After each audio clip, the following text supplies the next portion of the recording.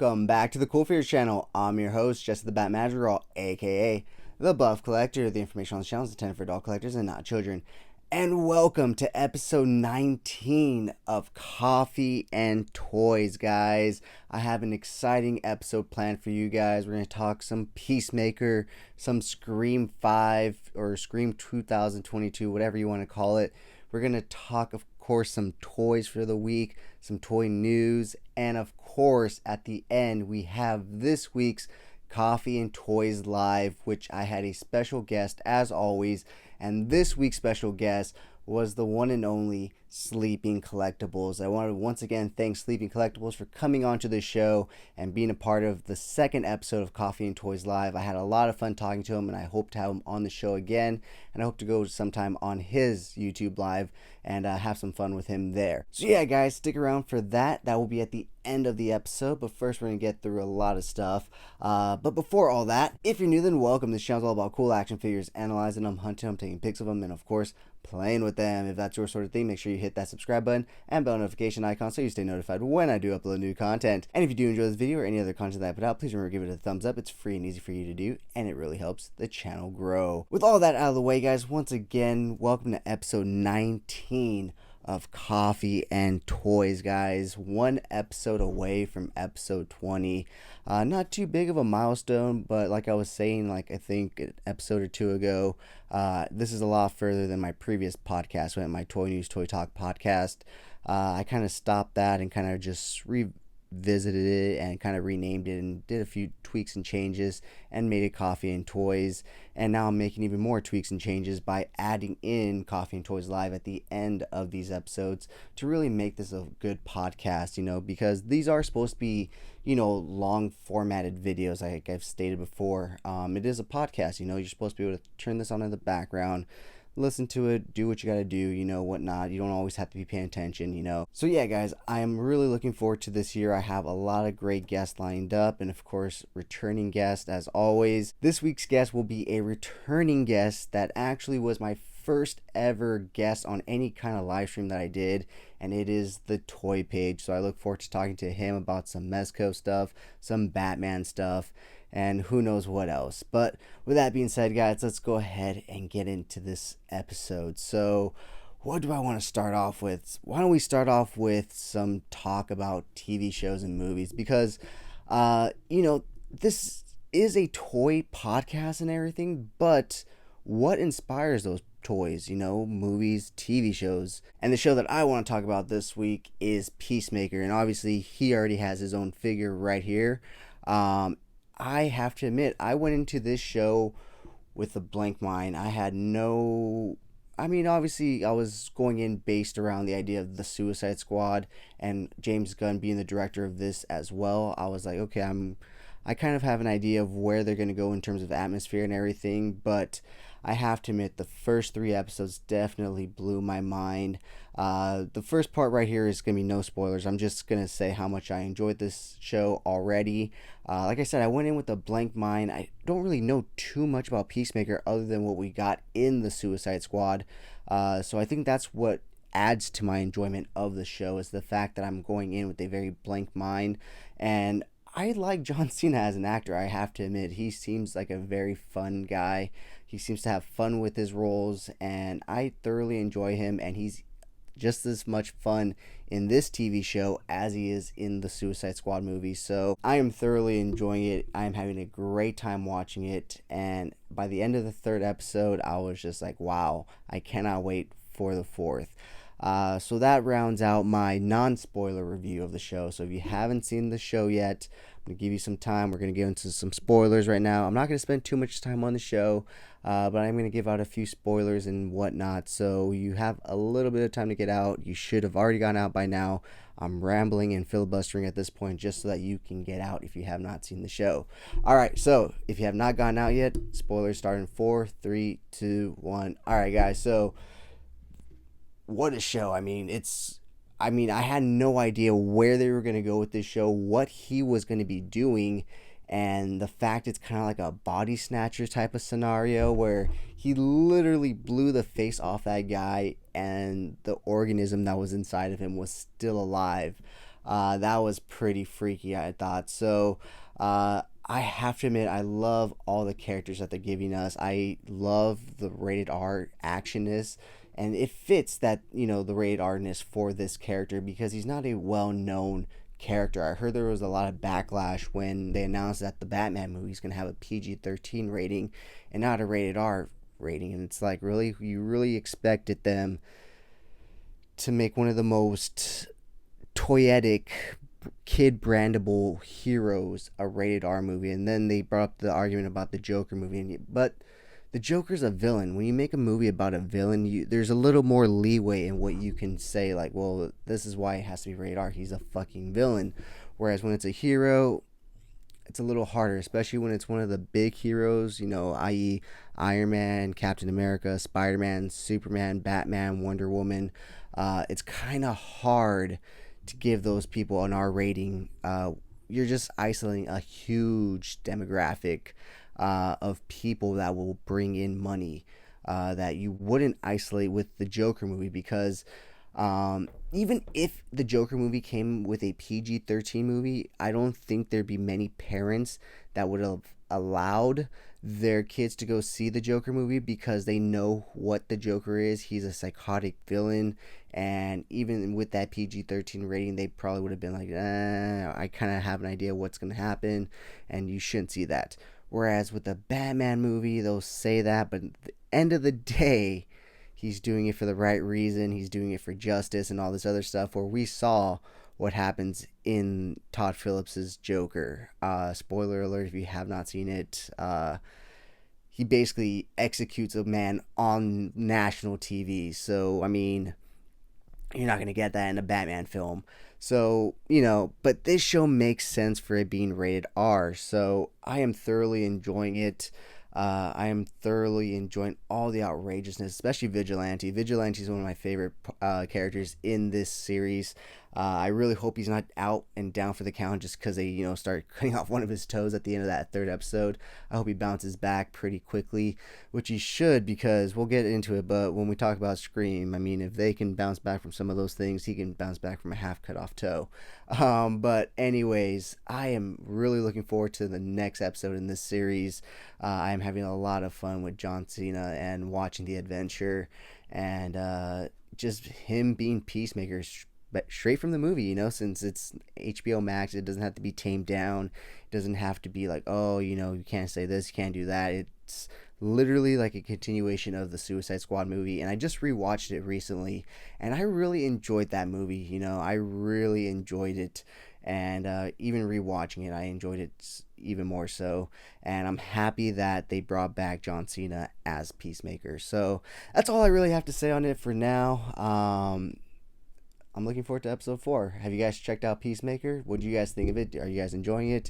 Is it what you thought it was going to be? Did you go in it like me with a blank mind? Or are you a Peacemaker fan? You knew the lore and all that? And is it, making you happier and whatnot? I don't know. Like I said, I didn't know the character of Peacemaker until the Suicide Squad movie came out. But John Cena hit it out of the park, and I absolutely loved him in that movie. And I love him in this show even more. And Eagly is the absolute best. Eagly is awesome.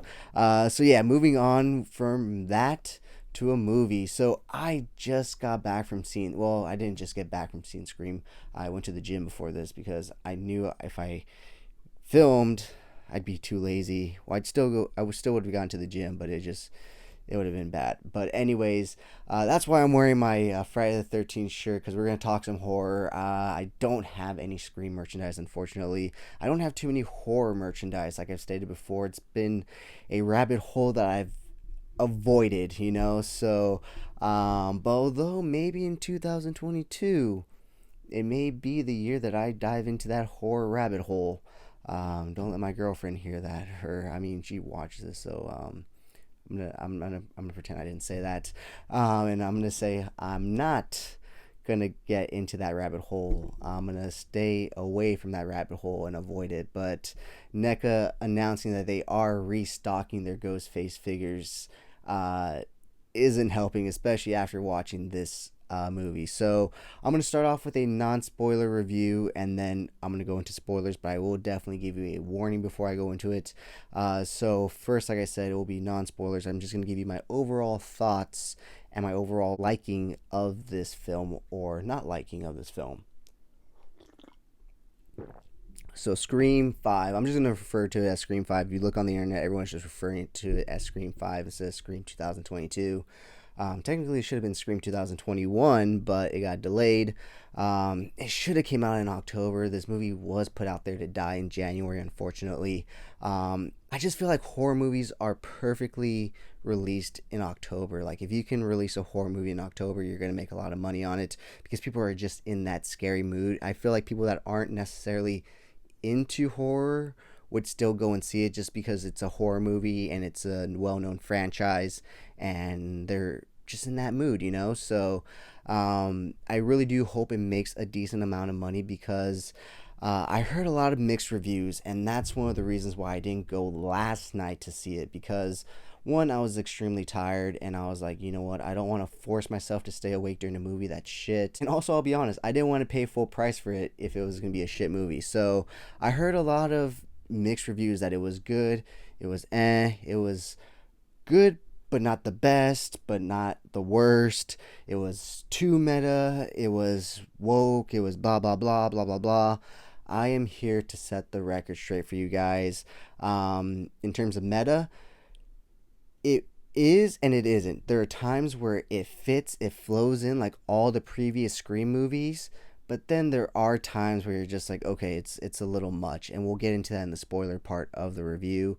In terms of wokeness, there's no wokeness. I don't know where that came from. They say it attacks toxic fandom, but you're talking about the most extreme.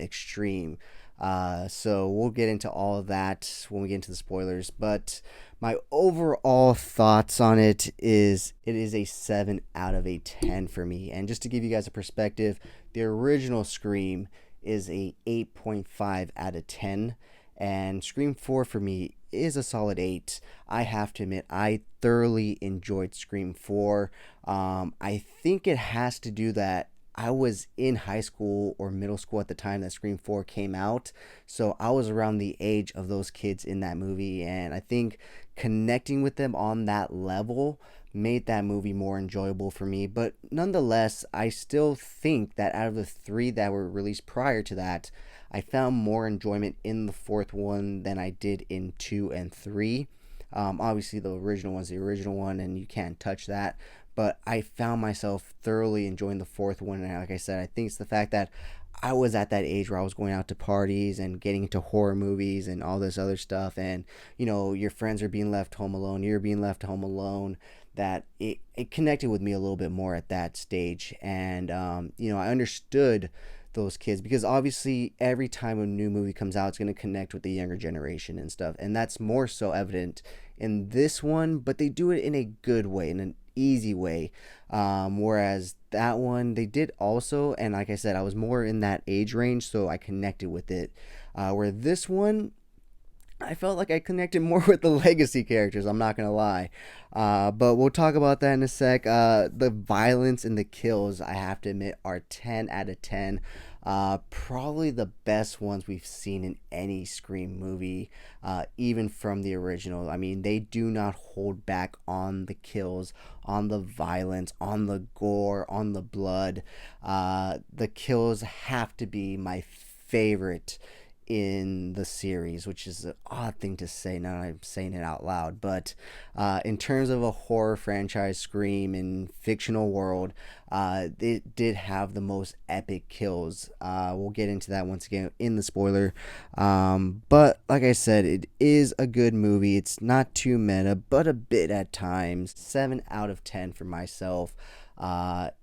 If you are going to go see it and you're not a big fan, I would rewatch the first and the third and the fourth would be good. I mean, you can skip the second, but if anything, the first and the fourth would be the most to watch, and the third only because she technically, and this isn't really a spoiler, but because they don't even make an appearance in the movie, but she technically marries the cop from the third movie. And the only reason I bring this up, and I this is a big deal in my head is because the cop in the third movie is actually played by the guy that plays a doctor in Grey's Anatomy. And the reason I know this is because my girlfriend is a huge Grey's Anatomy fan. And yes, she did get me to watch it. And yes, I have to admit, it's not that bad of a show, guys. Check it out. I mean, up to a certain point, and she's probably going to call me out because she does watch this, and she's probably going to be like, it's on video, you said it's a good show, ha ha ha, because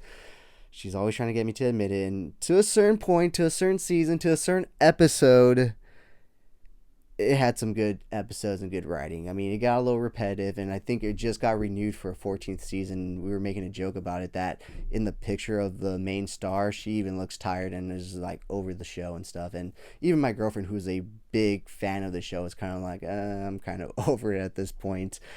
So that's the only reason I bring that point up, is because while I was watching the movie and she mentioned the guy, and I was like, oh. And me and my girlfriend had just recently rewatched the third Scream movie because he's in it, and I wanted to show her. I was like, well, she's not into horror, so I was like, you know what? I bet you will like a horror movie. And she's like, no, I won't. And I was like, I bet you there's one horror movie I can get you to like. And she's like, really? What? And I was like, Scream 3. And she's like, how? And I was like, because your Dr. McDreamy's in it. And she's like, what? And I showed it to her. And yeah, she enjoyed it. She didn't fall asleep. She seemed like she was into it. I kept her guessing throughout the entire time. She didn't know whether he was the killer, whether he was going to survive or not. To be honest, it's been a while since I had seen Scream 3, so even I couldn't remember if he made it at the end of the movie or not. So it made it fun and interesting. But yeah, so during the movie, you know, she mentioned that she married him. And so it was just something fun to mention before we get into the spoilers. So that's the last thing I'm going to mention that's not spoilery. The next thing I do say is going to start diving into the spoilers. We are going to do a deep dive. Like I said, this is a podcast, and we're going to talk about anything pop culture. You know, this is my podcast. Even though it's coffee and toys, I like movies, guys. Who doesn't? And I don't talk about too many movies on here, but I do like to talk about the ones I do like. I mean, I have done some reviews with my friend Chris. We've yet to done that recently. I wanted to do it for Spider-Man, but I didn't want to put a spoiler review out too quickly. I waited a few weeks before I spoke about that movie. But with Scream being not, I mean, it's a big franchise, but obviously it's not as big as No Way Home. You know, that movie was obviously, you know, it's $1 billion movie, so obviously a lot bigger than the Scream franchise. But I feel like we can talk about this already. So spoilers starting in 4, 3, 2, 1. All right, guys, the opening kill scene, I have to admit, started off great. Starts off with the phone ringing. The one thing I do have to admit that a lot of people are pointing out is, who the fuck has a landline in 2021? Or I'm sorry, 2022. Not even 2021, 2022. Well, I guess, like I said, it was supposed to be a 2021 movie. Or even if it was filmed in 2022, guys, who the fuck had a landline in 2022? I mean, my parents that are kind of like technologically unable haven't had a landline in over 10 years. You know, they struggle with technology themselves, and they themselves have not had a landline in years. So let alone just 2-3 years ago. That was the most outrageous thing in the movie. But there are other things I have to admit, but yeah, I was like, really, who has a landline in 2020, in the 2020s in general? But the one thing I do not like about the opening kill scene is that it's not like the rest, in the sense that in every Scream movie, the opening kill scene, the person dies, and yes, they have a connection to Sydney and to the main cast, but they're not tied in directly. You know, in the first movie, you have, you know, the random high school girl, Drew Barrymore's character, you know, and she was advertised as the main character, and that was the big thing. Is like, oh shit, she got killed off in the first fucking scene, you know.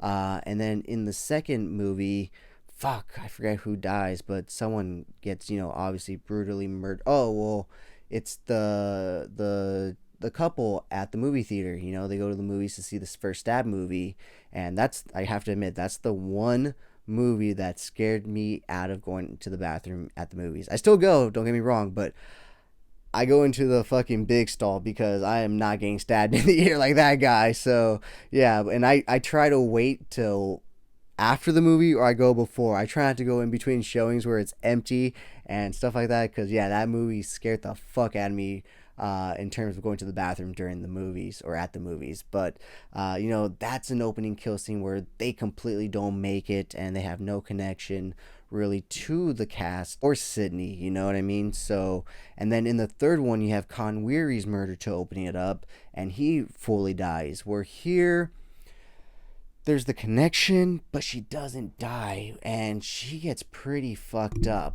And this also goes into later in the movie when she becomes heroic. I'm not saying that she can't be, but she literally got a knife driven through her hand, stabbed 7 times, and a broken ankle. And she can barely move from her bed to a wheelchair in the hospital scene. Yet she's fully able to fight the killer at the end. That's one of the only things where it didn't make sense to me. Like, she was really fucked up, and she was playing it really well at that point in the hospital. But then, like, at the end, in a matter of hours, she's all of a sudden healed up. It just didn't seem right to me. That was the only thing. I feel like she should have been out for the count, especially as wounded as she was. I mean, she wasn't just sliced. She was, like, severely stabbed. And like I said, in the first hospital scene where she's, you know, being attacked by Ghostface, she plays it off very well, like she's very hurt. And even when she's rolling the wheelchair, her hand starts to bleed profusely because, like I said, she literally got a knife driven through her hand. But at the end of the movie, she's like walking on her broken ankle and, you know, carrying around her crutches and whacking the killer. It just seemed a little too much in that sense. Just her in my sense. But yeah, so let's talk about the connection, you know, that brought in the new characters, which I have to admit fit. And that's why I say I don't love this movie. I mean, it was a great movie, I have to admit, in terms of what it was. What do they call it? A trequel or something like that. It was a good continuation of the story. Dare I say it, a good ending to the story, because at the end of this movie, I felt like it wrapped up the story of Woodsboro, and I don't need another Scream movie. I'd be happy if they never make another Scream movie, because they wrapped it up very nicely at the end of this one. And what they did with this one was good enough for me to enjoy and not hate.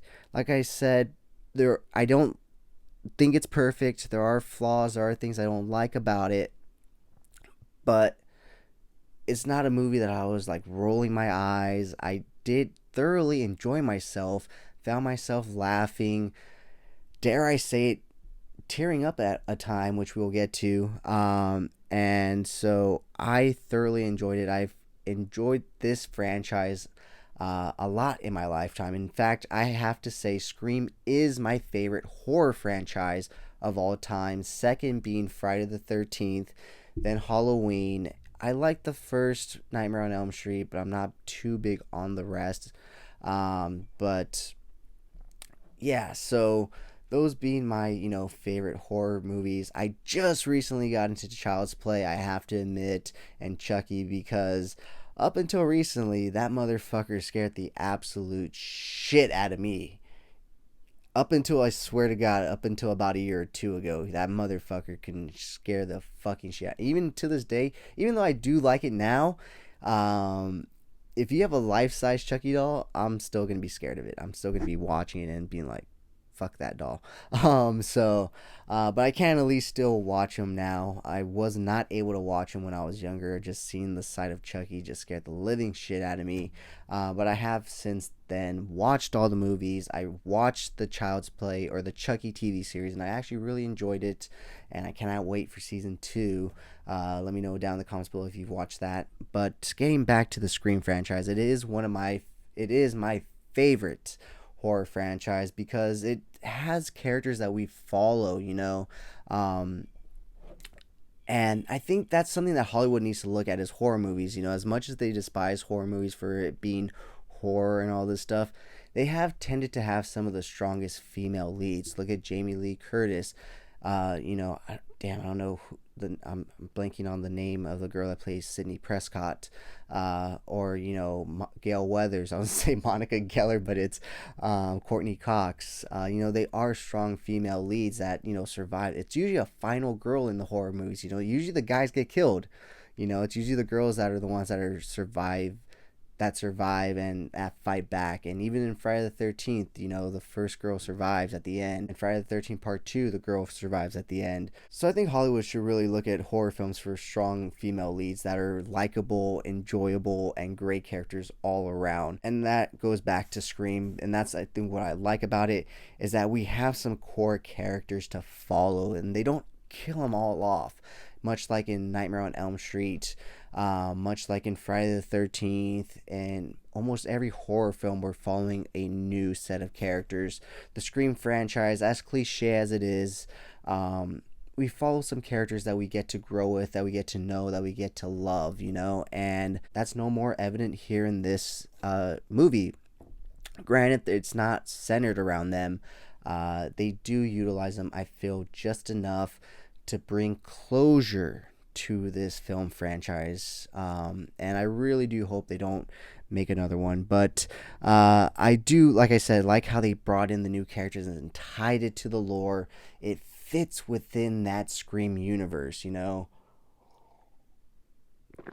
Most of the time people are perfect, that are associated to the protagonist and whatnot, but obviously in the Scream franchise, in the Scream world, that's not the case. Sydney Prescott's mom was, for lack of a better word, a slut. She slept around. She wasn't faithful to her father. She went to Hollywood. She did some stuff, blah, blah, blah. And so that's kind of what starts everything in a sense. And then you have, the illegitimate son and the director. And then they kind of utilize that. And so in this world, Billy Loomis has an illegitimate daughter. And it makes sense, they're in high school. His current girlfriend at the time, Sydney, wasn't sleeping with him. It makes sense that a teenage boy at that time would probably look for someone else to hook up with. And so it makes sense that he may have cheated on her. Nobody's perfect in this franchise, no more so than the serial killer of the first one. And that's one of my gripes in this movie, is that they kind of try to make Billy Loomis a hero and a good guy, and I was just not, even though it was in like not so real way, I was still like, I'm not with that.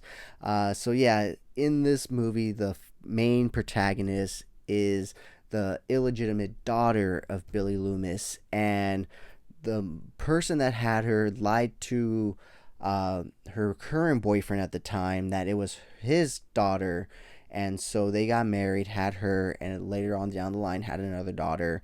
And obviously, if you're watching the spoiler review, you've seen the movie and whatnot, but I just like how they tied it in. The one thing I do wish they would have had was Stu Macher. I wish they would have had a little bit more of Stu Macher in the film than what they kind of did, where they kind of just had that one guy who was the son of Stu's sister, you know what I mean? So because I really do like Stu as a character, and I think that they could have made it work in a sense. Could have been really bad and cheesy, yes, but could they have made it work at the same time? Yeah.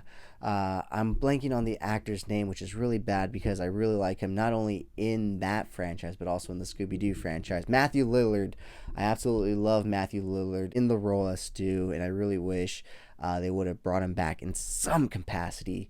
However, they do not. So I do like how they bring back Judy Hicks, and they do make one of the kids in the group one of hers, and it is an homage to Wes Craven, which is nice. And they even have like a little memorial party to him after he's killed, and they're like to Wes, and in a sense it is for Wes Craven once again. But I have to admit, the overall motive wasn't the best, because they try to attack the toxic fandom, but like at the most extreme level. Like, these people are killers. These people are going to the extreme of killing people.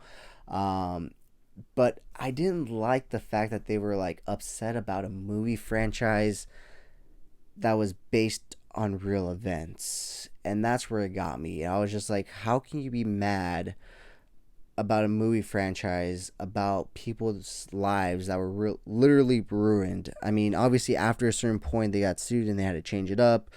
But at that point, it's like, in the Scream franchise, these movies are literally based on the killings of some teenagers by teenagers and their friends.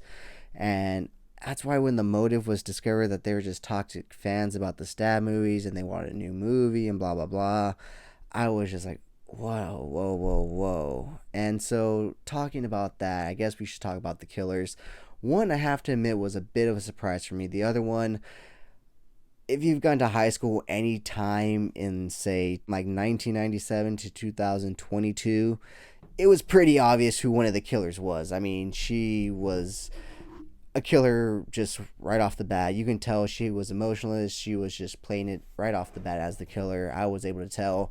However, the boyfriend being the killer was a bit of a surprise for me, only because he had no attachment to Woodsboro and he seemed very naive about things. And there was times where, and this is where it gets meta, but it worked, where she was telling him, you need to get the fuck out of here. This is the part in the horror movie where, you're yelling at the character to get the fuck out, and he's like, no, I'm here for you, I'm here to protect you.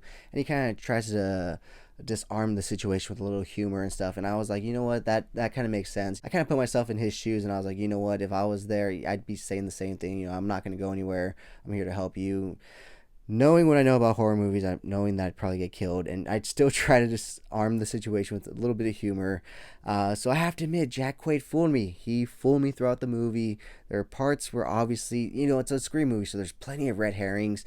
I absolutely knew that Abby was the killer, or yeah, Abby was her name, right?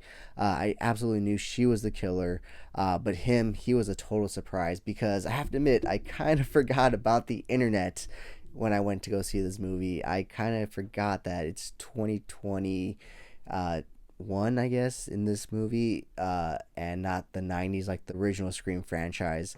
So I kind of forgot that you can meet people from around the world in different parts, or around the state in different parts, and not be from the same place. So that kind of like threw me off guard, I have to admit.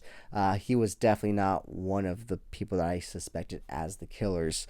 So like I said, I really didn't like the fact that they brought Billy back in those hallucinations, and more so kind of like how they made him the anti-hero in a sense at the end, when she was like looking at the mirror and seeing him, and he was like, go do it, honey, and she's like, okay, dad. And it was kind of just that's where I got a little too cheesy and a little too wonky for me. I feel like, had she seen the visions of her father but not heard, it would have been a lot better. But the stuff that he was saying, and it was just a little too much. That's what I'm saying. I like the movie. It wasn't perfect. So we have to talk about the legacy characters now. So obviously, if you've seen the movie, 2 only get to live in this movie. We gotta talk about my boy Dewey, my mustache brother. Man, that's when I shed a tear, I have to admit. Dewey, he got one of the most epic death scenes, I have to admit. Although I have to admit, I was not expecting him to die. I wasn't expecting any of the legacy characters to die, because that's just been the way of the Scream franchises. They've had that plot armor, and I think that was the best thing for them to do, was to kill off one of those legacy characters.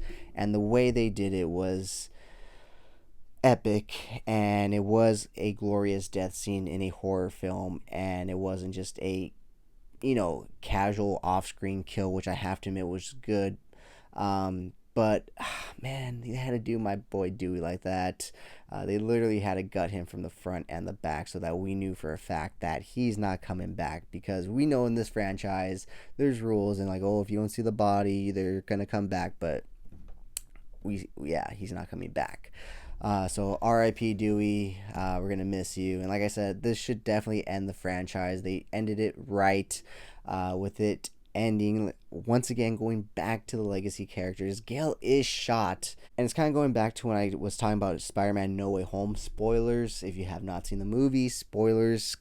Skip ahead a few quick little spoiler. Going back to when Aunt May was killed by the glider and the pumpkin bomb, it was kind of like she should have been really fucked up. Kind of like here when Gale got shot in the stomach. I've seen enough body cam footage to know what happens when people get shot in the stomach. You know, they go down pretty quickly, and it's not something they get up from right away. And once again, going back to even the main character that got stabbed in the beginning, and she got up and started whacking the killer at the end. Gale gets up and is all fine. And even at the end, when, all said and done, she's just sitting at the back of the ambulance, all fine, when really she should probably be rushed to a hospital to get that bullet taken out of her. But it is what it is. Thankfully, Sydney does make it out, as she does have 2 kids and a husband to get back to. But let's talk about the killers a little bit more. Like I said, I wasn't expecting the boyfriend. I was expecting Abby, because she just seemed like the killer from the start. I wasn't expecting her to reveal herself when she did and how she did, where she just straight up just executed her friend in the head. That was a shock. I did not like the way they were acting. They were trying to act too much like Billy and Stu, her more so than him. She was acting a little too wonky and crazy. And especially when Sydney and Gale get the upper hand on her, and she's like, "Oh, I'm sorry, I was, being coerced, I was radicalized and stuff like that." It seemed like an exact copy, and I know they were trying to, it was somewhat of an exact copy of Scream 1, but this was a little too much to the T. When Stu was saying, when Stu was on the phone with Sydney, and she's like, "Oh, Stu, what are you gonna do?" He's like, "Oh, I'm gonna say it's the movies, and blah blah blah." And it's like she's kind of doing the same thing, but in a different, more modern way and all this stuff, and it was just a little too much again for me. But the way they killed her, and then set her on fire by accident, that was a shock to me. And like, that's why I said the violence, the horror, the gore in this movie, 10 out of 10, the best out of any fucking Scream movie I've ever seen. And so yeah, that's basically all I have to say on the movie. I thoroughly enjoyed it. I really hope this ends the franchise. Even if it does good, I think this is a fitting end, because at the end of the 4th one, I didn't feel closure. I felt like there was more to tell. I felt like there was more movies to be made. However, at the end of this one, I felt content. I feel happy with this being the final one, if it is, So hopefully it is, because I really don't know where they can go from here. I feel like this was the absolute stretch of it all, in the best way, because they connected it to Billy Loomis still, which was essentially the catalyst in all of them. In the first one, he's the murderer. In the second one, his mom's getting revenge for Sydney killing him. In the third one, it comes out that Sydney's estranged brother, convinced Billy to do it. So, there's that connection still. And then in the 4th one, well, I guess there's no real connection besides Joe wanting to become Billy Loomis and stuff. But, yeah, this one, connected it to Billy Loomis again, and it made sense. And like I said, it didn't feel forced or shoehorned, because it makes sense that he would be with somebody in high school, and not all girls want to put out, and not all guys are faithful at that stage to stay with them. And it makes sense that he would have gone with somebody that would want to put out, and that he would have an illegitimate child. So I don't see how they can do anything else to tie it back to Billy Loomis or Sidney Prescott in future movies, unless that's when they bring back Stu. Then they may get me on board to see it. But now that they killed Dewey, what are they going to do? Just stop when they finished off Gale and Sydney? I wouldn't want that. Gale has no kids, but Sydney has 2 kids and a husband, so I wouldn't want to see that. I feel like this had the perfect ending. Gale has learned finally not to, write the stories about the killers, rather about the people that helped stop or try to stop these people, and that's something we've learned in recent times. We don't glorify these psychopaths, rather we glorify and remember the victims and the people that we've lost, and we don't say the names, we don't write papers and books about them. And I feel like this is a callback not only to the Scream franchise but to us as a society. Where back in the days there was plenty of books written about Manson, Ted Bundy and all this stuff, all these serial killers and whatnot. And now we're just like, what, we need to forget these people. Their names don't need to be said. They don't need to be remembered, much like those serial killers were. So I feel like in that sense, it was a good commentary, not only on the Scream franchise, but also as a society on the whole, which is a good thing. We want to remember the victims. We don't want to be remembering the evil of the world. Rather, we want to be remembering the good of the world. So I know this got a little deep talking about Scream and all this stuff, but it was a good commentary on the world for once. A lot of movies try to do this and they do it so horribly, so forced, where this one felt right. So as you can tell, I did enjoy the movie thoroughly, and if you are a fan of the Scream franchise, I highly recommend you going to check it out.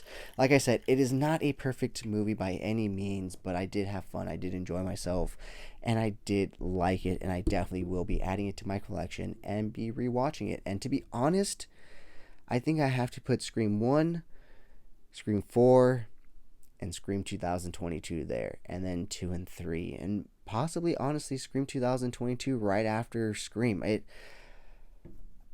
Honestly, it may, yeah, I think it takes over Scream 4's spot. I have to put it as my second favorite Scream movie. It was just a great movie, and it's been a long time since we've had a great horror movie like that. So with that being said, guys, let's go ahead and move on to this week's toy haul. I know it's been a long point into this show that we've even talked about toys, and maybe I should have talked about this week's toy haul and then talked about the TV show and the movie and then the toy news, but it is what it is. Let me know down in the comments below if I fucked up the flow, if I fucked up the structure, and if I need to fix it next time I want to talk about movies and TV shows. But yeah, guys, so this week's toy haul, you see it right here, and we do have an unboxing right here.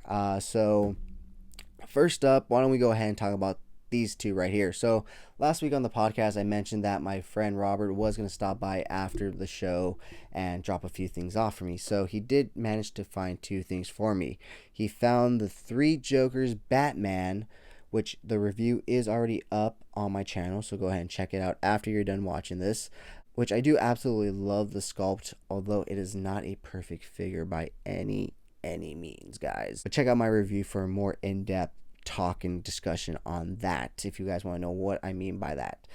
So the other thing he did find was the new 2022 The Batman Mcfarlane Bat Cycle, and this thing is super cool. Once again, the review is already up on my channel for this, so go ahead and check it out. If you want to know if a Mezco Batman fits on this, it's in that video, so you can go ahead and check it out. But I'm not just going to leave you with that. I will show you that not every Mcfarlane figure looks good on this bike. However, the red hood from the Three Jokers wave does look pretty decent on this bike, and this is how I am displaying the bike. I don't actually have a Batman on the bike, rather just red hood right here. And let me just get his hand in there, put him on the bike, and as you can see, this figure can actually sit and lean and actually look really cool, whereas a lot of the figures have their ass up in the air and it just doesn't look natural, whereas Red Hood can actually sit really naturally on this bike and displays really well. So this is how I display them. But I did also want to show you one other figure on this bike, being another Mezco. Like I said, you can see if a Mezco Batman looks good on this bike in my review, so go ahead and check that out. But I do have Hawk P40 right here, and if you haven't already, go ahead and check out my Instagram, Epic Shots by CoolFigurez. That's where I post my more thought out, planned out, more edited pics, and I'm doing a whole series of Hawk P40 for this upcoming week, and he's going to be on this bike, and this guy actually looks really good on this bike, and I want to go ahead and show you guys what he looks like right now. So like I said, if you want to know if a Mezco Batman can fit on this bike and look good, check out my review, because I do put a Mezco Batman on here as well as a Mcfarlane Batman so that you can see both. But I do want to show you what a Mezco Rumble Society figure looks like on this bike, because I feel like McFarlane's vehicles are a little too small for his line, but perfectly sized for Mezco's. So as you can see, he fits amazingly on this bike. I mean, yeah, his ass is a bit in the air, but it's not too bad. And honestly, if I really wanted to fix it, I could. I just have to mess with it a little bit more. You'll see in my pick series on Epic Shots by CoolFigurez that I do kind of fix him a little better so that he fits and sits a lot nicer on the bike.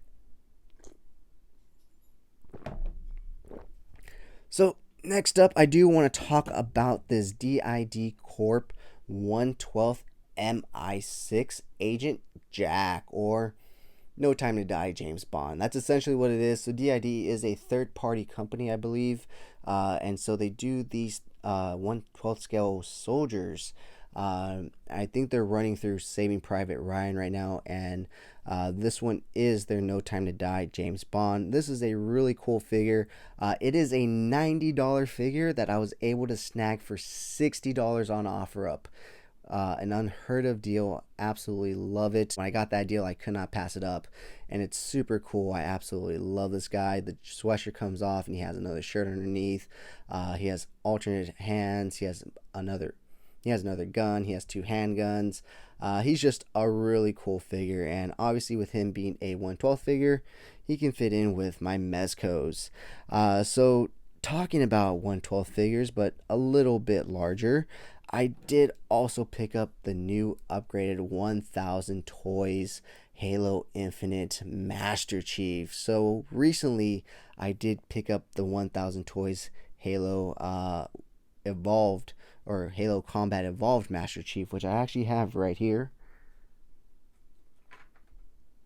Go and pull him forward right here. So I now have both of these, and may I say, these are spectacular. My review is already up for this guy, so go ahead and check it out. I absolutely love both these figures, and I have partnered up with 97 Parsecs Photography for a weekly Halo collab shot. So look out for that every Monday. He will be posting a Halo shot. I will be posting a Halo shot over on Epic Shots by CoolFigurez. Once again, his Instagram is at 97 Parsecs Photography. I will leave it right here below.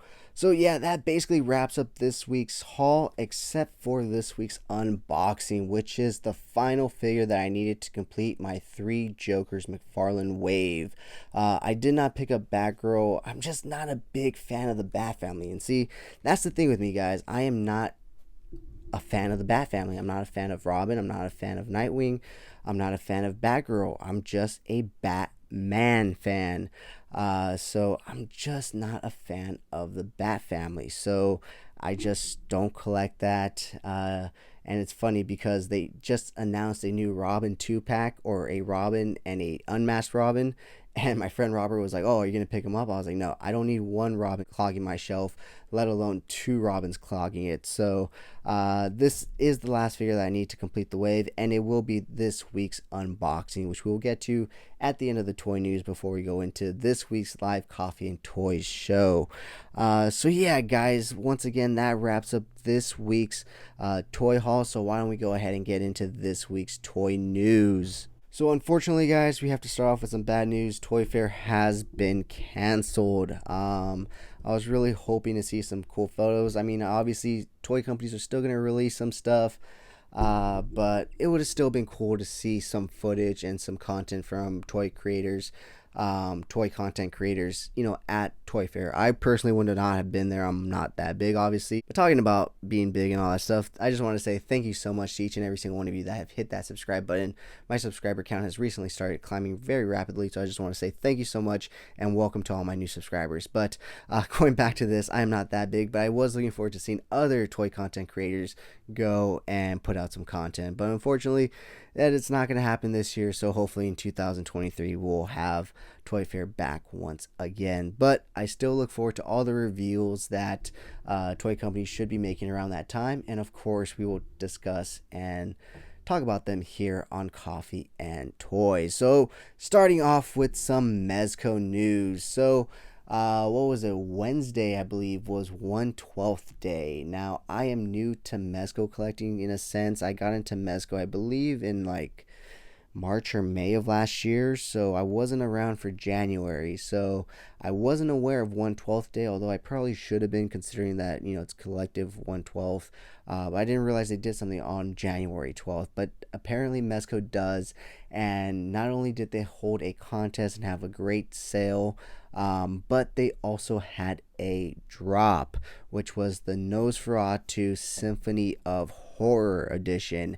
And I had to pick this one up because I missed the first one. I was not collecting Mezco at the time, and I was kind of like on the fence of this one. I was like, okay, maybe I'll pick him up, but I was sold on the stuff that he comes with the Hellhounds, the Bats, and all the other stuff that he comes with. I was like, I'm in, I'm sold. So I went ahead and picked him up. Now, there was the whole debacle of Mezco sites crashing. Now, that's not something that they can just fix right away, guys. And a lot of people were like, oh, I'm out, I'm done, blah, blah, blah. I was frustrated. I'll admit I was frustrated, but, and I did comment on their post. I was just like, your site's down. But I didn't say, oh, fuck this, like, I'm out, blah, blah, blah. I just kept trying. I was more trying to, I'll be honest, I mean, obviously they probably already knew their site was down, but I was more trying to be like, well, hey, your site's down, maybe if you didn't know, you know now. But I wasn't a dick about it or anything. But I just kept trying, and eventually I did get through. I think it was, about an hour later that it finally was working and I was able to check out and everything. But it is what it is. I'm super excited for it. I cannot wait for it to ship. Hopefully they ship it this week.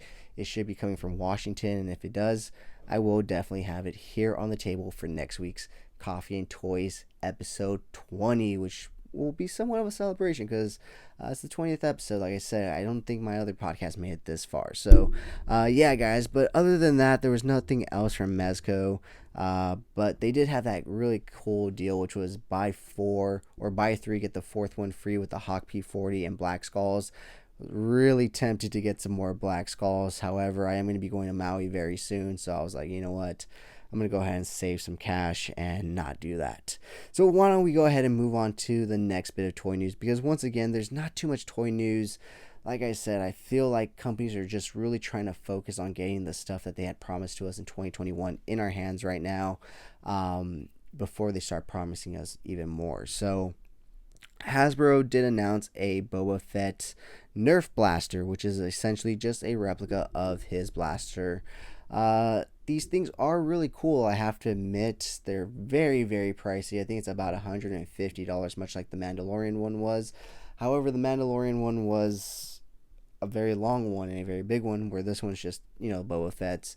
And the colors are a little wonky on them. Obviously, you can paint them yourself, do what you want, but for the amount of money they want, they should come a little more screen accurate. And I kind of don't get the reasoning behind them not, especially with them releasing the helmets in the Black Series. I feel like they can make a lot more money. Obviously, it's not going to not sell out. A lot of people are going to buy it, but I would prefer to put my money on a blaster that looks a lot more closer to the actual one that he uses in the movie and the TV show than one that's more stylized and made for kids because it's a Nerf gun, you know what I mean? So that's just me, but it still looks pretty cool. So yeah, guys, that's really it in terms of news for Hasbro for this week. In terms of Star Wars news, I mean, I don't think there was Transformer news, but I don't cover Transformers. So when I say Hasbro, I'm pretty much referring to Star Wars.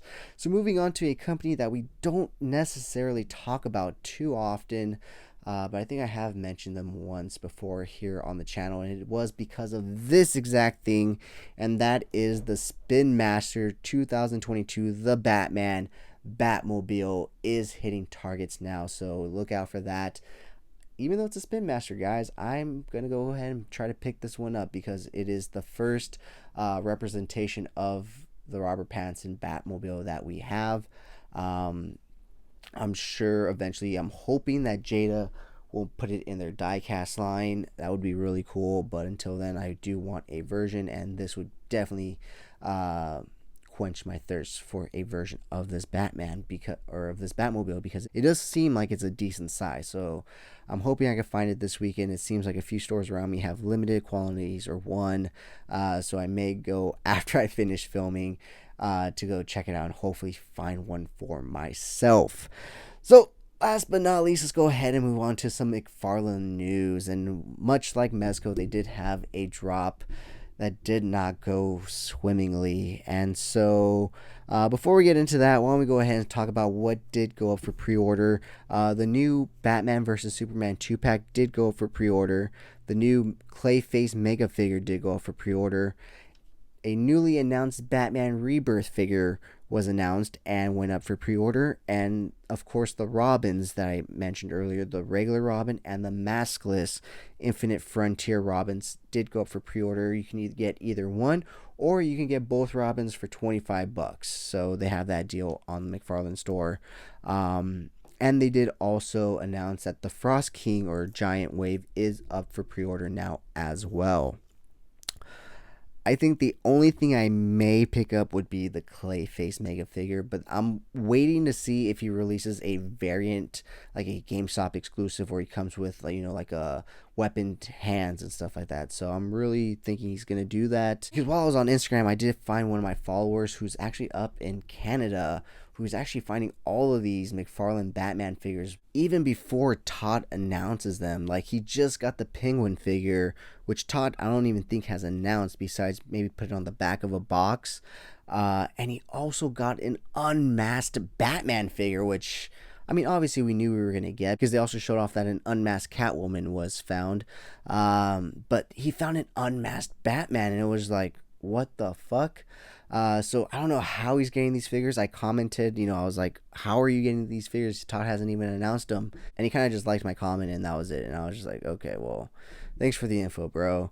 But yeah, but like I said, McFarlane did have a drop today that did not go swimmingly, and that was they re-released their Batman Year 2 statue/figure. And here on this channel, if you've been following me for a while, I have been waiting in anticipation for that figure for so long. I've been wanting to put him here on the podcast table, and my first order obviously was one of those. With the others, I got canceled by Target, and so this was like, okay, I have another chance. It was at 8 a.m. Central Standard Time, which is 6 a.m. Pacific Standard Time, which would be 4 a.m. for Hawaiian time. So that sucks for them, man. I feel sorry for you Hawaiian collectors.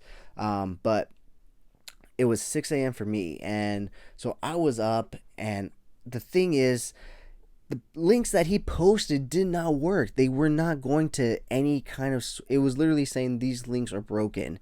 And then people in the comments were like, oh, just Google it. I Googled it. It didn't pop up. I searched it in Target. It did not pop up. The only link that was working and that was taking me to the product was the link that he posted in his story.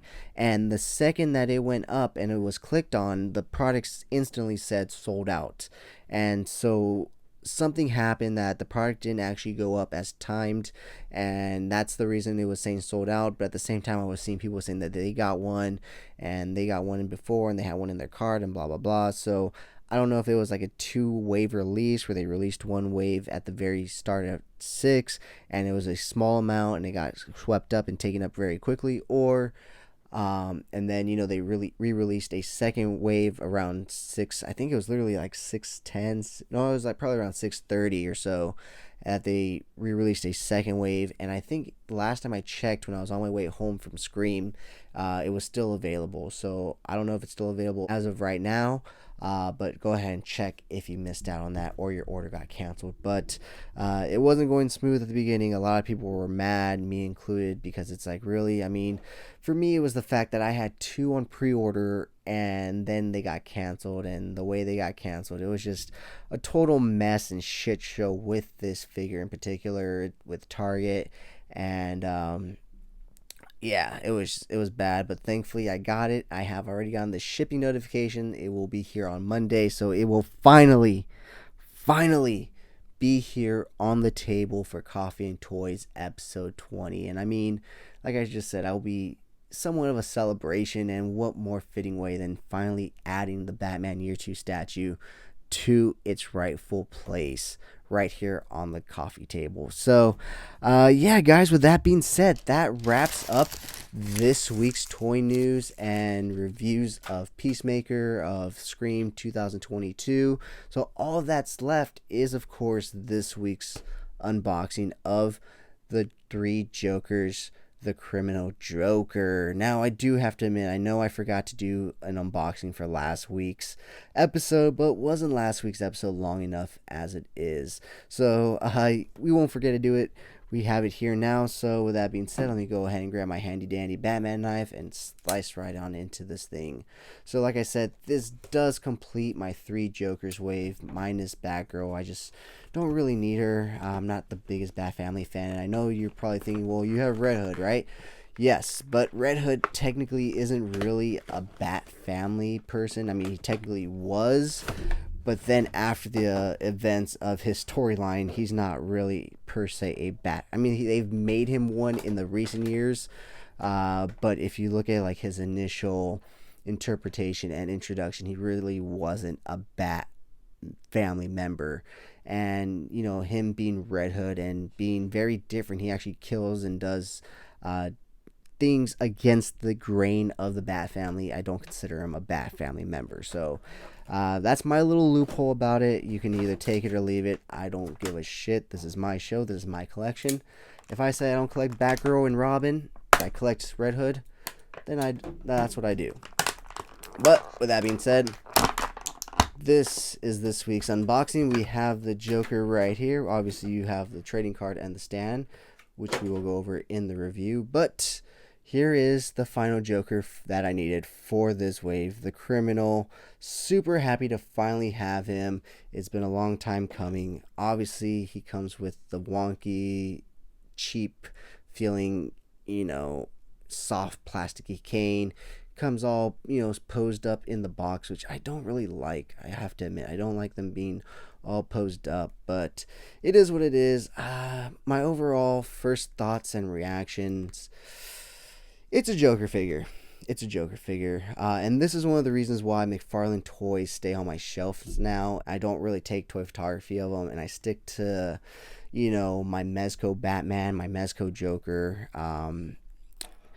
I think I could use this Joker for some nice toy photography. But yeah, guys, that wraps up this portion of this week's Coffee and Toys. Thank you so much for joining me for this portion.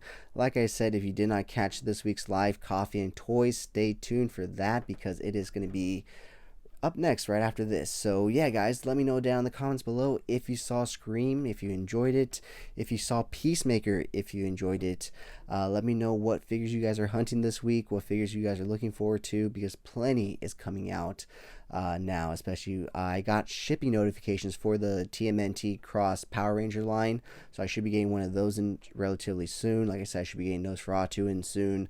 I should be getting in the Batman McFarlane Year 2 statue next week. So yeah, guys, a lot of exciting stuff coming in, a lot of exciting stuff to happen. And of course, this week's Coffee and Toys once again sees the return of the toy page. So come back for that. I have not solidified a time slot for that yet with him. So check my Instagram stories at CoolFigurez for that. So yeah, guys, once again, thank you so much for listening to this portion of the podcast, and stay tuned because up next, right now, no loading or waiting, we will have this week's Coffee and Toys conversation. Now, unfortunately, the feed did get cut twice while we were speaking, and the second time that we went live, it was so bad, the reception, that Instagram didn't even save the video. So I only had part 1 and 3, but thankfully it caught the the longest live that we had and our goodbyes. So with that being said, guys, let's go ahead and get into this week's live Coffee and Toys. What up, man? Yo, what's going on, Jess? How you holding up, man? Pretty good, pretty good. Let me get behind my table real quick. Hey, what's up? How you How's doing? it going, dude? Pretty good, pretty good. Thank you so much for being on. Really appreciate it. Yeah, definitely. Hold on, I get to my volume up. I can barely hear you. There it goes. All good. All Good. right, cool. Let me just introduce the show real quick and yourself, and we'll go ahead and get started. Deal. Sounds good. All right, guys, welcome to episode 2 of Coffee and Toys Live. Thank you so much for joining us. Today's special guest is the one, the only Sleeping Collectibles, guys. Thank you so much once again for coming on. I really do appreciate it. Definitely. Uh, how are you doing, man? How's your day? How's your week been? It has been a busy week. The regular 9 to 5 job has kept me on my toes, but things are starting to slow down. Things are okay now. Things are. How about your Nice. end of the world? How's things going? Uh, a little busy, just trying to deal with everything around here. We have, everything's going crazy in the world as usual with everywhere else, but it seems like out here is a little more crazy, but thankfully it seems like stuff's starting to slow down and stuff. So, Deal. thankfully, thankfully. But how are you doing with toy hunting this week? I haven't. Well, I haven't quite started the week yet for toy hunting. I went Mhm. out over the weekend last Sunday and I got some killer scores. I got that Mandalorian Nerf rifle and I picked up some little odds and ends, but I'm going tomorrow for my big toy hunting day. So fingers crossed. So, what are you actually currently hunting right now? Are you good? You hear me? Well, I don't know, honestly. There comes a point when you toy hunt, like as much as I do, that you kind of pick up everything that you want. So I'm kind of just looking for good deals, something really fun, anything that jumps out at me. The new WWE Series 90 I'm looking for. There's a couple pieces of that, and the Royal Rumble wave. I'd really like to pick up some of that as well. But other than that, just whatever falls into my lap for the most part. Now, are wrestling figures like dropped constantly and stuff? It seems like they constantly have figures coming out because I don't Oh, collect wrestling and stuff. So, like, I constantly see like toy hunters and toy people talking about, oh, the next wave, the next wave. It's like almost weekly that they're talking about it. That's like, it's insane how you guys are able to keep up with all those figures. it almost gets to a point where you have to like pick and choose, and you have to be very like selective about what you get because you can be buried really fast. I believe WWE Elites is only like 7 years old, and they're already on wave 94. Oh, So shit. there's literally like 11 waves a year at this point, and it's tough to keep Fuck. up. Yeah, there's Now, literally one every month and a half. do you collect every wave, every figure, or do you pick and choose? I'm a cherry picker for sure. I maybe have 400 total, which is Oh, a lot. Don't get me wrong, that's a stupid amount of yeah. figures. But there, I think that last I saw there were over 1,600, including like specialty lines. Wow. Yeah, there's a lot. Yeah, and then some of those chases go for a lot of money too, huh? Especially if you can find them. Yep, and early ones too. If you were like hopped on WWE Elite before 2016, some of those Mhm. early guys like CM Punk, Daniel Bryan, their first figures go for upwards of 150, $200 each. Wow. Yeah, they get quite pricey. Yeah, well, hopefully you find a few of those under the shelves while you're, toy hunting, right? My That's the fingers hope. are crossed. One of these days, man, you'll find one of those figures just under one of those shelves, and you're gonna be like, "What the fuck?" I hope. Usually when I do my under the shelf stuff, it's always like random stuff. It's never anything that I like am in love with and I have to have. It's always like, oh, that's kind of a cool Red Skull from 9 years ago. I guess I'll take that. And oh Yeah, I look, saw that cool one. Hot Wheels from 6 years ago. I'll take that too. One day there's gonna be a Marvel Legend under there, and I'm gonna lose my mind. Which one are you hoping to be? I would love to get something from the Netflix wave that came out a couple years ago, the Daredevil, John Barenthal, Jessica Jones wave. Those Yeah, retail or those third party right now are like $90 each. And I think it'd be such a score to grab one of them just randomly because they're not that old. It's feasible to find one of those. yeah. Honestly, at that point, I think you're better off getting the Mezco versions. I have the Mezco Daredevil upstairs somewhere. Oh, okay. I need to get the others. That's the Yeah, no, only I have. Mezco I own is the Daredevil. I need to get some more. I've seen your Gomez's, and every time I see one, I get tempted into getting a Gomez a little bit more each time. That's how it always goes, man. Because he's such a unique individual character. Like people always see him, and it's like, well, who is he? What is he? And it's part of the allure. I feel like people are drawn to it because they don't know who he is. And when people can put him in almost any situation and anything, like you're just like, wow, that's just a figure that can be really, really useful in any situation. And yeah, I honestly love him, and I've collected, fuck, let's see, one, two, three, four, five, six so far, but I think Wow. they've released like 12 or 13 already. So yeah, there's a And lot of them out what's your there. favorite one that you have right now? Probably the holiday one, only because I was able to change it up into like vacation type No doubt. style Gomez and stuff, just by taking off his holiday sweatshirt and stuff. But also like the accessories that he came with were really cool and stuff. Although I think a close second would have to be their Street Gomez, which was their San Diego Comic Con exclusive, I think in 2019. Yep. So that one was very hard to get and not a cheap one. Definitely not. Is that the one that comes with the bulked up hoodie that you can throw over his head? Yeah, I yeah. like that one a lot. Yeah, that's why I had to get him. I was like, this one's really cool. Just like I said, but he was a San Diego Comic Con exclusive. But thankfully, I was able to find not a buyer, but a seller on eBay. I was willing to negotiate and wasn't trying to oversell it. You know what I mean? So I was able to get somewhat of a good deal on it. I'm gonna end up pulling the trigger on a Gomez because of you. I know it. One of these days, I'm gonna end up with one. And I'm an inbox guy. I don't know what I'm gonna do with it. I just want it. Like I got to scratch that itch, man. Well, just next time they have a drop, man, that'd be the best time to get it because, if not, third-party prices are just ridiculous sometimes. I mean, you could find some deals, but you really have to search. What's retail on a Gomez? It varies. So it used to be like 75 for just the figure, and then it went up to like 95, and then they started adding like swag box sets and stuff, so it bumped up Yeah. the price to like 150, almost 200. But the last one that they had was only 95. They kind of went back to, just the figure itself, no extra stuff. Okay. And so it can really vary whatever they feel like. I think they're going back to just the figure itself. I think they saw that collectors responded better to that than just paying extra money for like a t-shirt or a wristband or this and that. You know what I mean? All right. That's reasonable. That's not too bad for something Mezco #1, which always run a little bit higher, and the quality's just off Yeah. the charts. Oh yeah, that's what drew me to it. I'm a big Batman guy, and I started seeing people start to post, the Batman from Mezco, and I was like, this guy just looks really clean. What is it? And I started looking more into it, and it's like, oh, well, he has actual fabric for his clothes, and it's not just like a plastic overlay and stuff like that. And then you see the accessories that he comes with, the head sculpts. You really start to like add it up, and it's like a McFarlane's $25, 35 with tax. And this one, yeah, it's gonna run you a little bit more, but you're gonna get a lot more out of it. And I don't know. Those soft goods alone, like I wish more figures would do soft goods, and Mezco just knocks it out of the park. Like I said, I have that one Mezco Daredevil, and the soft goods on the Daredevil suit are just top notch, man. You can't beat that anywhere. Yeah, I have a few like knockoff third party 112 scale with like clothing and stuff, and it's just not the same as Mezco. Mezco has like the proper fabric, the proper bucks underneath to like get you the most articulation with a soft goods like outfit and stuff. So I that's what dig I it. absolutely love about them. Yeah. And ironically, today's actually 112th day for them. I don't know if you know what that is. I don't. So like the Mezcos that you see, it's part of like okay, so Mezco's like the parent company, and then they have Yeah. like different sub brands. They have like something called the Living Dead dolls, and then the figures that you see in the Mezco Daredevil that you have would be the 112th collective.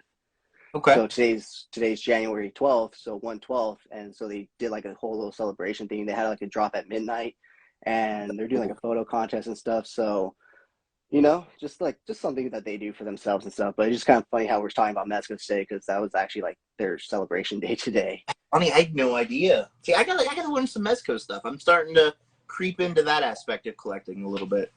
Yeah, if you want to learn more, dude, you should check out the toy page on YouTube and Instagram. That's where he gets a lot of good information and stuff. I actually spoke to him a few weeks ago here on Coffee and Toys Live, but I'm going to be talking to him actually next week. So if you want to check Nice. that out, but yeah, he gives a lot of good information. He's actually live right now with someone else I spoke to yesterday, and they're both really into Mezco and stuff. They know all this information, and he's been collecting since the start of Mezco and stuff. So his videos are really packed with a lot of good, not only information on like modern stuff, but like history of Mezco and stuff. So definitely check him out, the toy page. Ooh, that's definitely going to be a thing I do. I'm interested. Yeah. So what got you into collecting, man? Like overall? Well, I've always been a collector. Like even when I was a kid, like I had a really big collection, and then I went to college. I did all that stuff. I like started growing up, I guess, and I got rid of my collection. I always regretted it. And then maybe like 2016, I started getting real big into Funko Pops, and Funko Pops is kind of off Mm. collecting again for me. I ended up with about 700 of them at one point, and I was like, "This is too much. I'm done." I ended up Fuck. selling almost all of them. I only had like 50 left. Sold most, and I was like, "I'm gonna get back into action figures." And since 2016, I've probably gotten close to 900-ish figures. Like I have a lot of stuff laying around. And then I recently got back into Funko Pops again. One of the guys in the chat right now, Serum Pops, actually helped reintroduce me, and I'm back up to another 150, 200 of them again already. Yeah, see, I'm trying to like diminish my pop collection now too. Like I had them all displayed in my room, and I put some away, but like I have another shelving somewhere else in the house, so I'm like I'm just gonna move them there and just make more space for action figures here. Oh, But cool. you're an inbox collector though, huh? Yeah. It's starting to Oh creep man, up. I'm starting to like I was the gonna say that walls of figures are space. building. That's how it is with me, and mine are all out of box. I can only imagine like if I had them all in box, like oof, like I can see the back of your background and stuff, and yeah, Yeah, I've that's a lot started of figures. I mean, it's buying a great bookshelves. collection. They're all around this room, these shelves, but most of them are getting full. So I've started turning figures this way to sit in front of the sideways figures, and I'm running out of room that way too. So I don't even know what I'm going to do with my life. We'll Gotta buy figure a it out. storage unit, bro. I'm going to have to. It's getting to that point.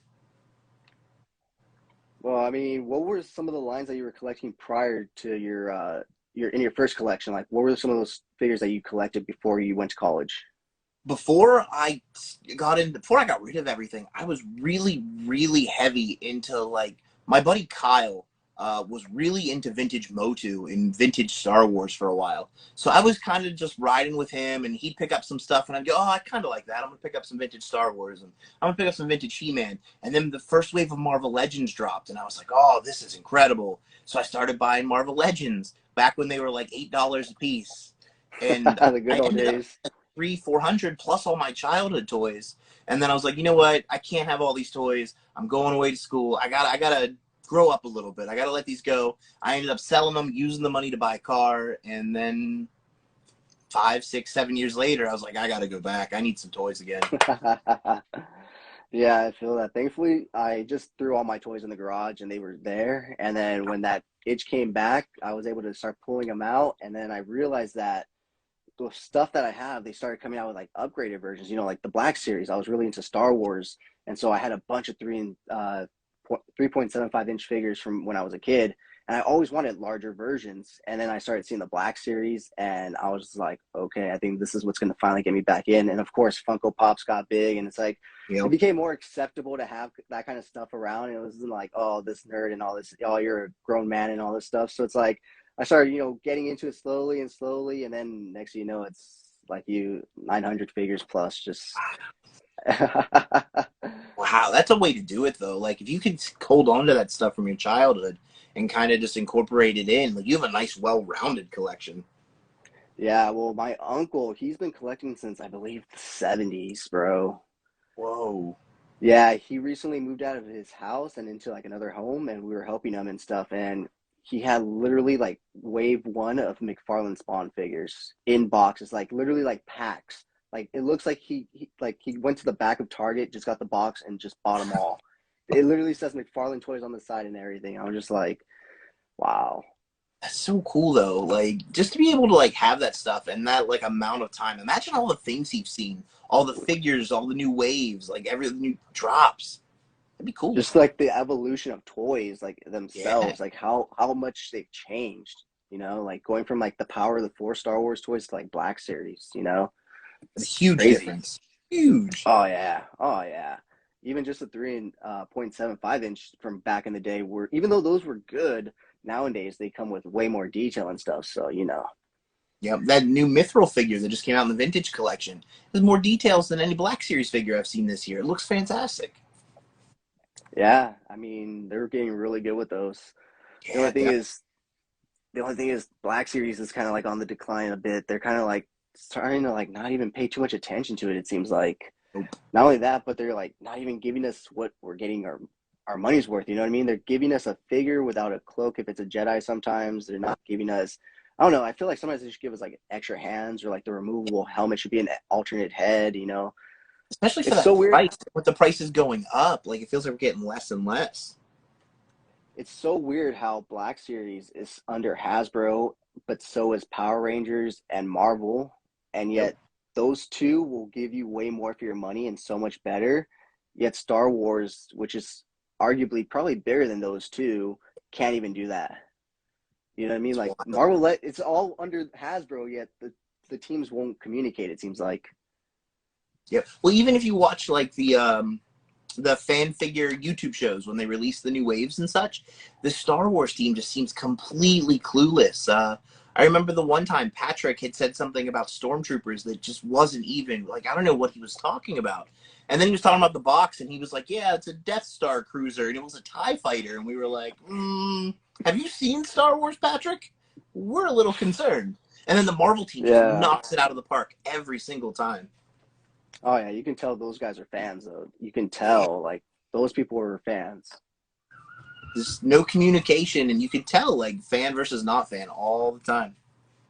Yeah, and I'm be honest, I don't really collect Marvel Legends. It's just another rabbit hole that it was like, you know what, I really don't want to go down. So I was like, you know what, I'll admire them from afar. So that's the best. I cherry pick Legends, and even I think I do too much sometimes. Like, I don't know. They'll get you, and their prices just went up even more too. They're sitting about $24 right now where I am. Ooh, and is that just like the standard, or is that the one with the build-a-figure piece? Oh, well, yeah, it's with the build-a-figure piece, 24. But like that's just okay. Like they don't make anything smaller anymore. If you want the deluxe, it's like $42 now. I thought it was 50. I thought the Vulture was 50. The Vulture's 50, but like the smaller deluxes. What was it? Was it Crow? I think Crow was 39 from the Eternals. So like get the extra pieces like the Vulture or like Thanos. I think Thanos was 42 as well. Because I think MODOK was 50, wasn't he? Yeah, MODOK was 50, and so was Vulture. And then there was Apocalypse was 50 as well. It's tough. Did you get the Galactus? No, I wanted to, but after thinking about it, I decided to take a chance on third party. They're only like $300 more third party, which is a lot. Don't get me wrong, that's a whole bunch. But I wanted to make sure the quality control would be good before I invested any money into it. Because, like, we saw the Sentinel, the bad knees on the Sentinel. Like, I don't want to pay $400 for a Galactus and have it fall over and break everything.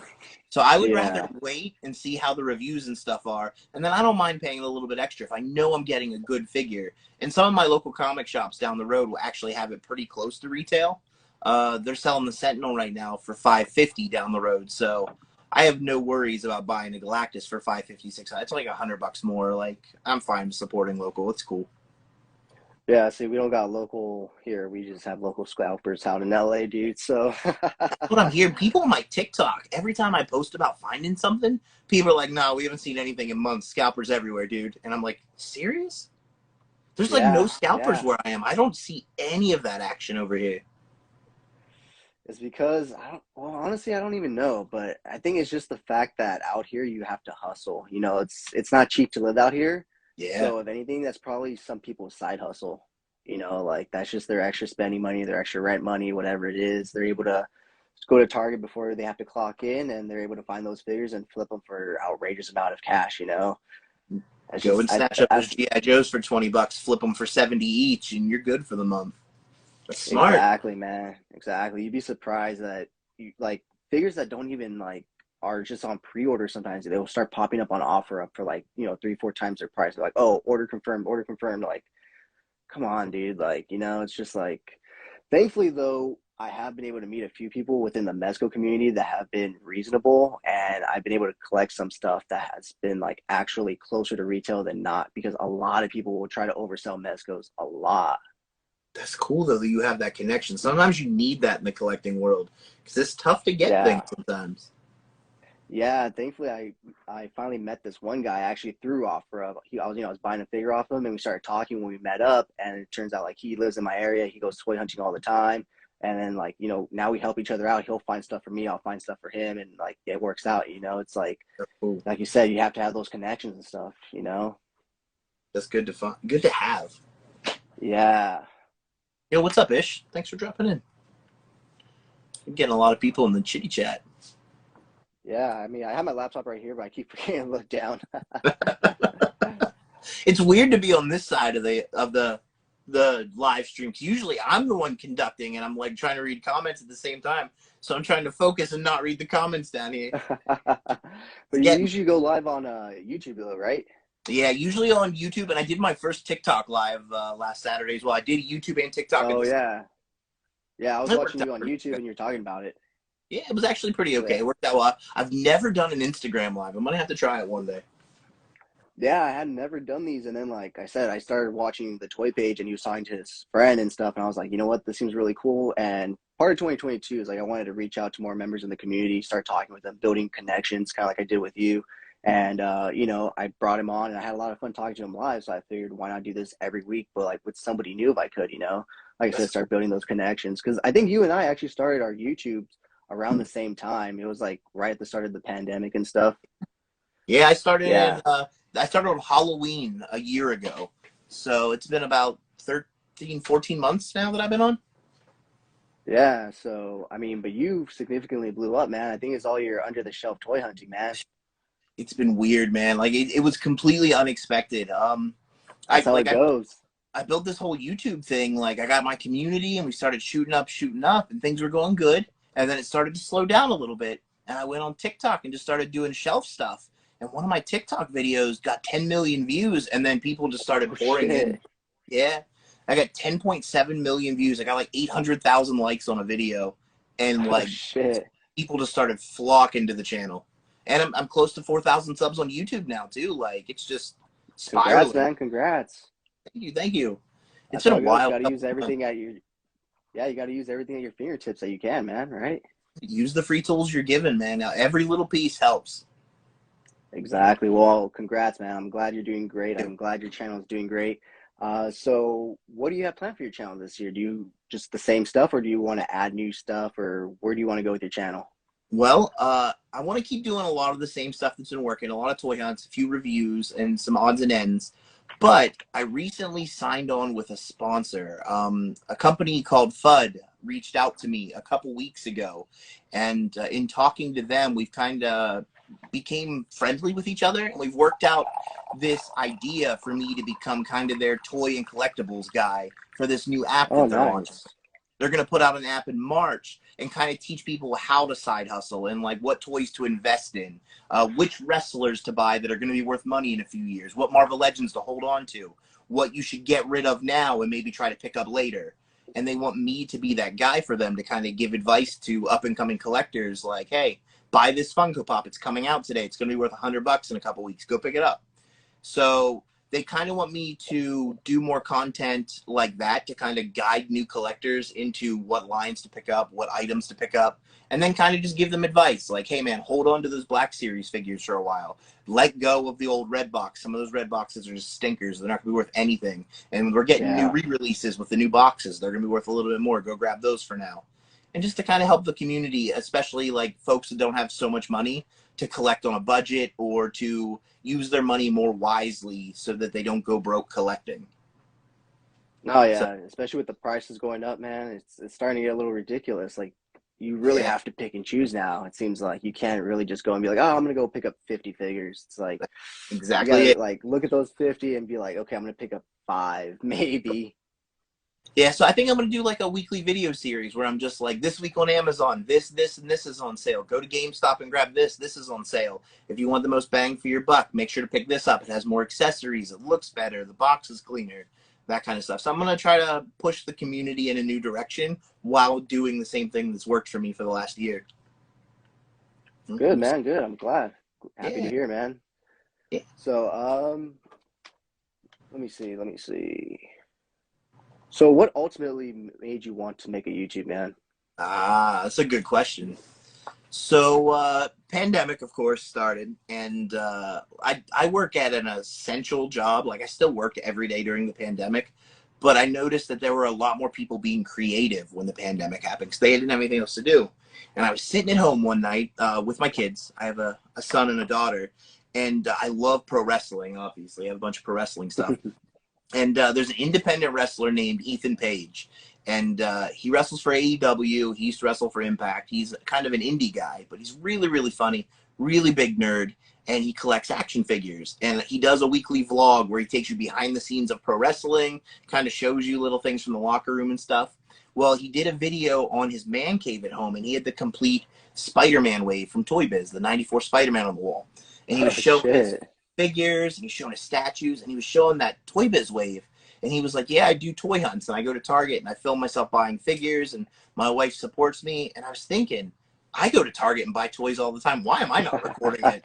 Like, this dude gets 30,000 views a video. Like, he has to be making some money. So I just started recording myself going to Target, and it just snowballed downhill. It just kept building and building, and here we are.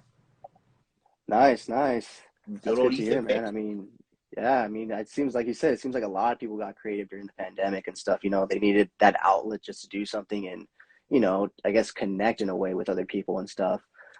Let me And flip it so, around on you. What made you want to do this? What made you want to have a weekly show and do toy collecting? And what brought you around? for me, originally I started my Instagram because I wanted to share my collection. Obviously, you show your friends and family, but it gets to the point where you're like, I've shown them everything already. It's like you kind of want to share it with other collectors. You want to see other collectors, collections. And so my original idea was just literally just to take a picture of every single toy and post it. And then I discovered toy photography. I got into that.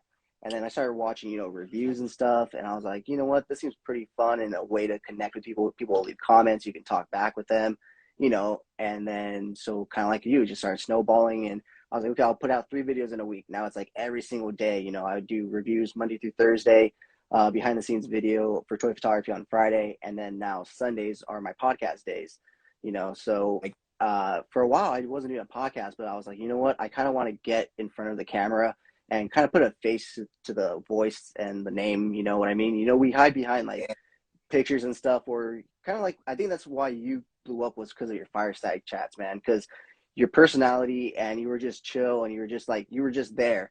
You know what I mean? It wasn't like people were like just looking at a picture or something. You were being more personable. You were interacting a lot more with your lives and stuff. And so I've seen what you've done. I've seen what other people do. And I also just like talking about toys and stuff. And so I was like, I'm going to start a podcast. And then, like I said, I started talking with Toy Page, and I really enjoyed that. And I was like, you know what? I just want to do this every day or every week in 2022. I kind of gave myself like a goal, kind of like a resolution in a way, because I'm not the most out there type of person. I am quite shy. It's in a sense. I've kind of had to force myself to be out there and stuff. And so that's why I was like, I'm going to force myself to reach out to people, put myself out on live. I'm used to like recording and being able to edit. I flip up a word or a sentence like, oh, okay, I can fix that. Not a big deal. But obviously on live, you can't do that. You have to be, present, and you have to be attentive and doing all this stuff. So I was like, that's a challenge for myself that I want to conquer in 2022. And so that's where I'm at now. look at you crushing. There's a good question in the chat right now from Serum. He wants to know if collecting as a hobby has increased since making YouTube videos. Have you found yourself collecting more since you've been doing content? Me You too. can't review toys if you don't have new toys to review. Me too. I go out and I hunt toys, and more often than not, I'm coming home with more and more. Stuff I didn't even plan on Yeah. buying. Get to the store and be like, oh, damn it, that looks kind of cool. I gotta have that. And just comes home with you. I find myself doing the same thing. I'll be like, you know what? I don't really have much planned. You know what? This is a new toy. It looks cool enough. Let me go pick him up and film a video real quick. So it's Yeah. like I totally get that. Yeah, it totally went through the roof when I started my YouTube and stuff. Mine's been But getting weird yeah, lately since I started doing the undershelf stuff. Like, I'll find like old Hot Wheels and like old Play School toys and stuff, and I don't collect those lines. Like, those aren't for me. But I'll find them and I'll go, that's kind of cool. I guess I'll buy that. So now I have a shelf of Hot Wheels cars over there I found, and I don't even collect Hot Wheels. Why do I have those? But I you should do. look up their values. Don't those go for like some money sometimes? Some of them are like, I posted a video at Ollie's a couple weeks ago where I found just like some junk cars from like 10 years ago that I found under the shelf at Ollie's, but they go for like $19 each now. So I found 7 of them. I paid $2 each, and I can sell them online for 17 each if I want. It's just easy money. Yeah. It's $15 each a car. No, yeah. Yeah, So totally, eventually I'm man. gonna end up listing them when they get to be too much and I'm tired of looking at them. So that's in the future plans. I got to downsize a little bit of stuff. No, yeah, that's kind of where I'm at too, where I'm starting to look at my collection and being like, okay, what can I get rid of and what can I maybe put in storage and whatnot.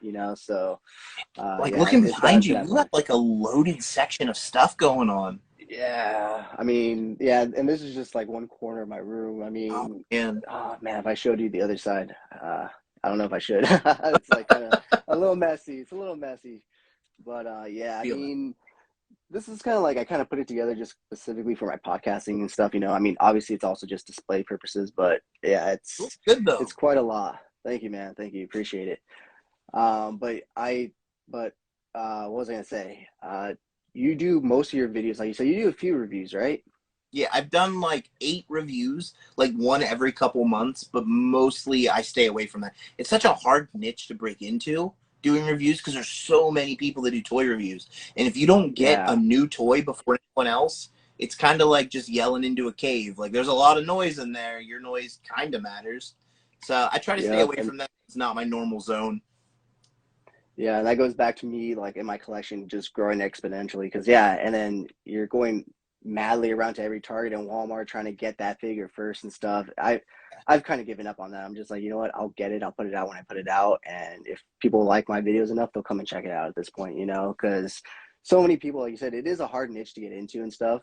I think it's more so because like it's not less work, but it's not as like burdensome as what you do, man. Like you're in the store like talking, you know, toys and stuff. Like I've tried it a few times. I have a few toy hunts and all of them have voiceovers because I felt so weird, Oh you know, man. being in the section and like I'd be doing it and then people would literally be staring at me and I'm just like, okay, I'm gonna put my phone away. I'm gonna just grab what I want. I'm gonna go.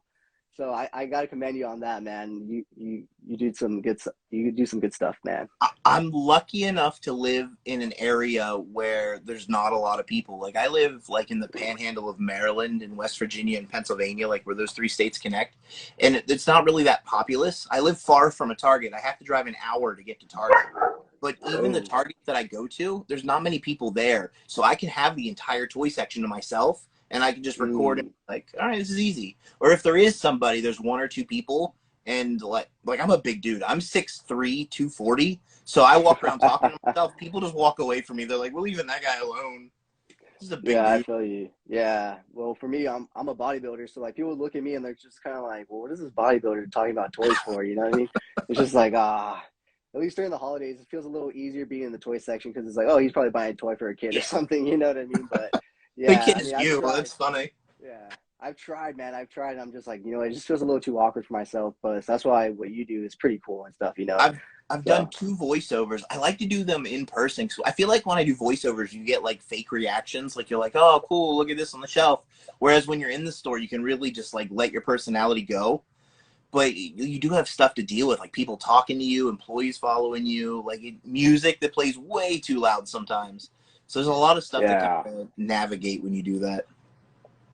Yeah, but it seems like you've gotten it down and you're doing really Yeah, good with that. So, congrats, man. I've gotten a system, Congrats. Glad to and hear. once you get a system with toy hunting, it's just like wash, rinse, repeat. Like you can just do the same things every time and have new things to talk about, and it just kind of works. Like it flows.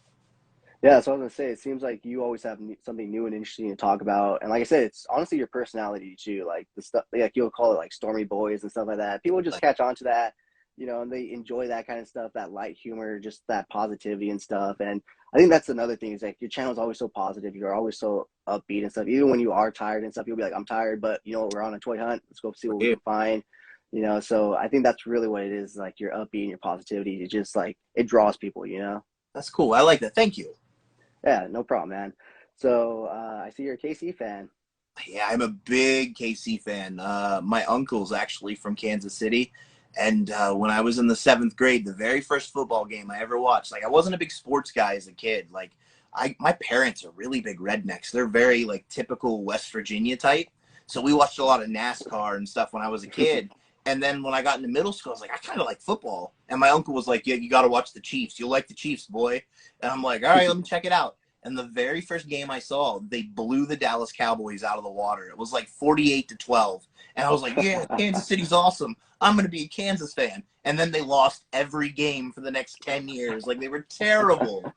And now we're finally good. And I'm like, yeah, I've been there since the beginning. I know. Well, I kind of know the feeling because I'm a Raider fan. Oh, no. You know it worse So than I do at that point. Oh, no. yeah, because we haven't even had our comeback yet. We're kind of like inching in, but we're definitely nowhere near KC right now. I tell you, every time you guys draft somebody that I think is going to be good, they just completely flop. And you've had so many first round picks that could have been superstars that just kind of Yep. fizzled out and disappeared. Terrible Tell me drafting. about it. Tell me about it. Terrible. Yeah, hopefully in the next 5 to 10 years they'll flip it around. They got I a think new you guys are stadium, so close. I hopefully. think you're really close. I think you just need a couple more. You guys need a quarterback real bad. Yes, because Carr he's not consistent. He'll have a great game, and then he'll have a Yeah. shit game. He'll have a great quarter, he'll have a Yep. shit quarter, great half, shit half. It's like, Yep. dude. Yeah, so yeah, definitely need another quarterback, probably a For decent sure. receiver too, or also their line. Their line can never hold. For some odd reason, Yep. the Raiders line cannot hold. So I'm not going to say that's why I enjoy playing them, but I love when we play the Raiders because that line just folds sometimes. It's not good for you. It's good for me. no, yeah. Trust me. I see it constantly. I'm just like, really? Like, you guys pay these people? Like, come on, get some new guys. Get Sleepy out there. You guys, one of the guys on the line too is real small. I don't know why he's out there. I was watching the game a couple weeks ago when we played you guys, and the guy I don't know his name, the guy on the far right corner, he's every bit of like 5'6", 170 pounds. Like, you don't go away. You don't need to be on the line. Go do something else. Yeah. Yeah, it's kind of funny that you mentioned that game because I actually was in San Diego and there was like a Raider bar and stuff. You heard the sorrow in that crowd during that game. I was like, oh Terrible. man, you could tell that Casey just wanted to embarrass the Raiders Ugh, at the end of that game. They weren't stopping at any point. They were just like, we're just gonna run you into the ground. those are rough I mean, ones. yeah, it was. So I'm sure they'll meet again in the playoffs, and I'm sure it'll end with you guys advancing and us not. One of these years is going to come down to us, and it's going to be a hell of a game. I'm excited. It'll be fun. Yeah, in the next 20 years when they finally get their shit together.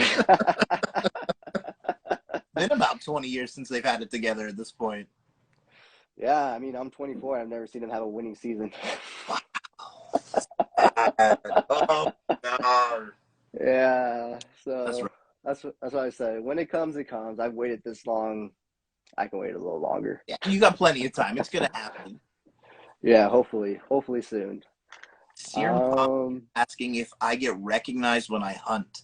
Uh, Employees don't. I've had people recognize me. Just the other week, I was in Pittsburgh, and some dude yelled "Sleepy" across the store and ran over to me for a selfie, and that was weird. Like, I've never done that before.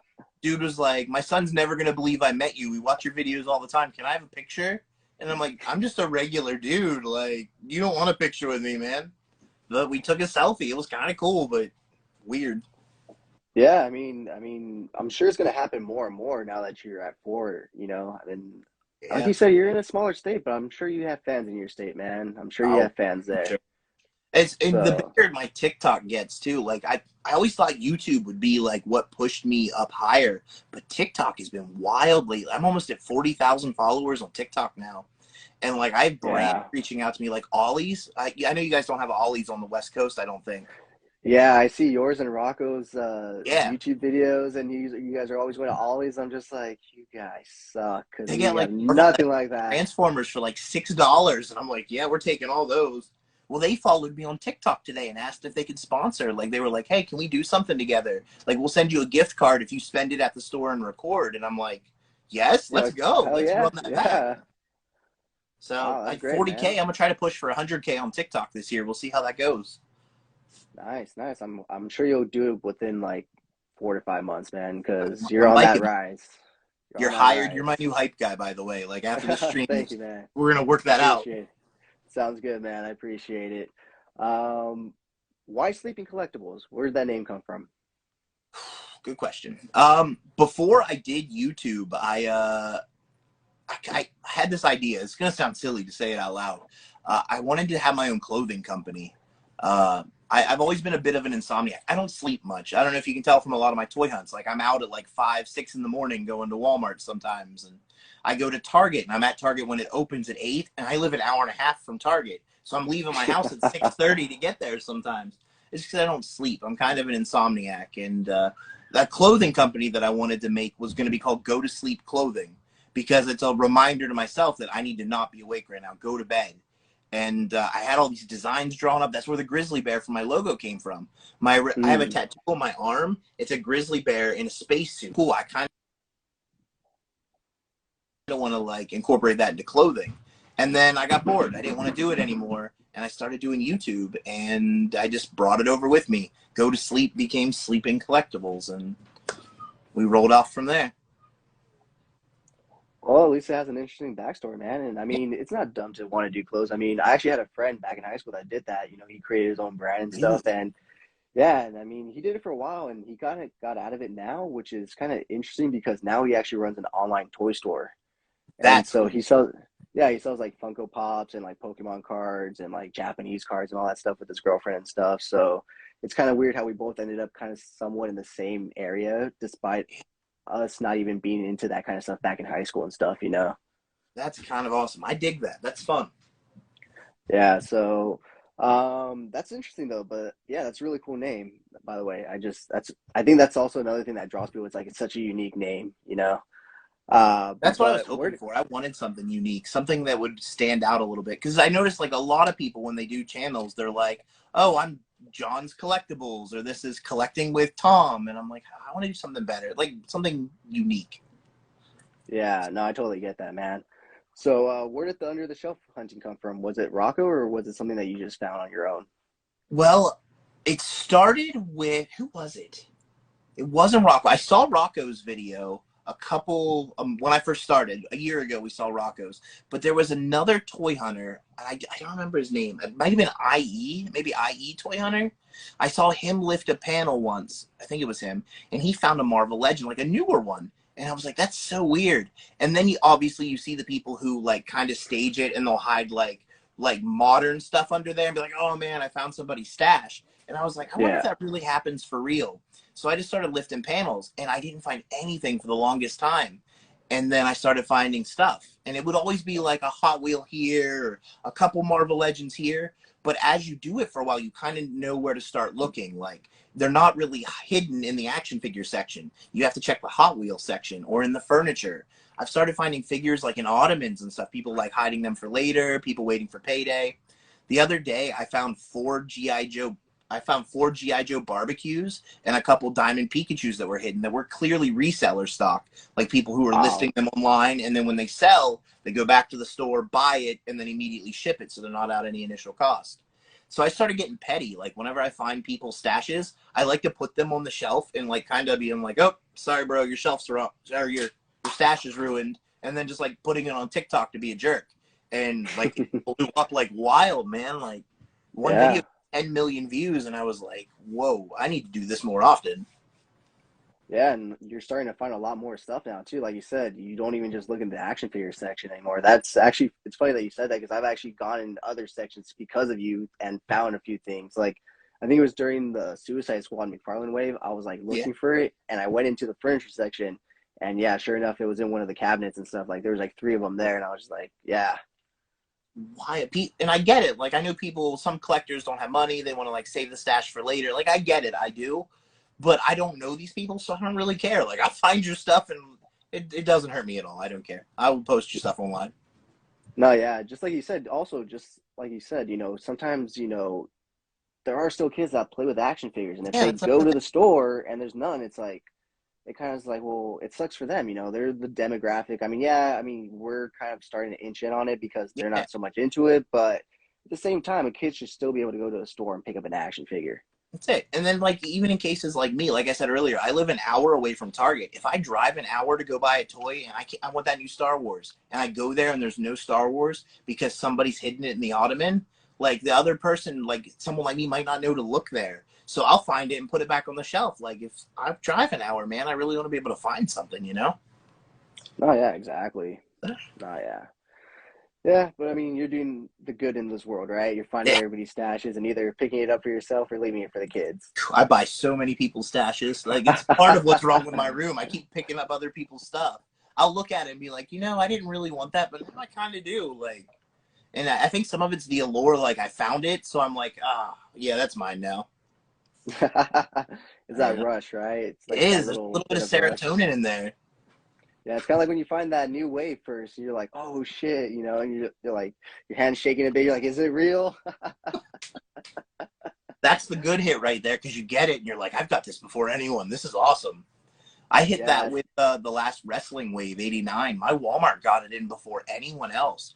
And I Oh posted a wow. video on YouTube and TikTok. And I must have got like 6,000 views on YouTube.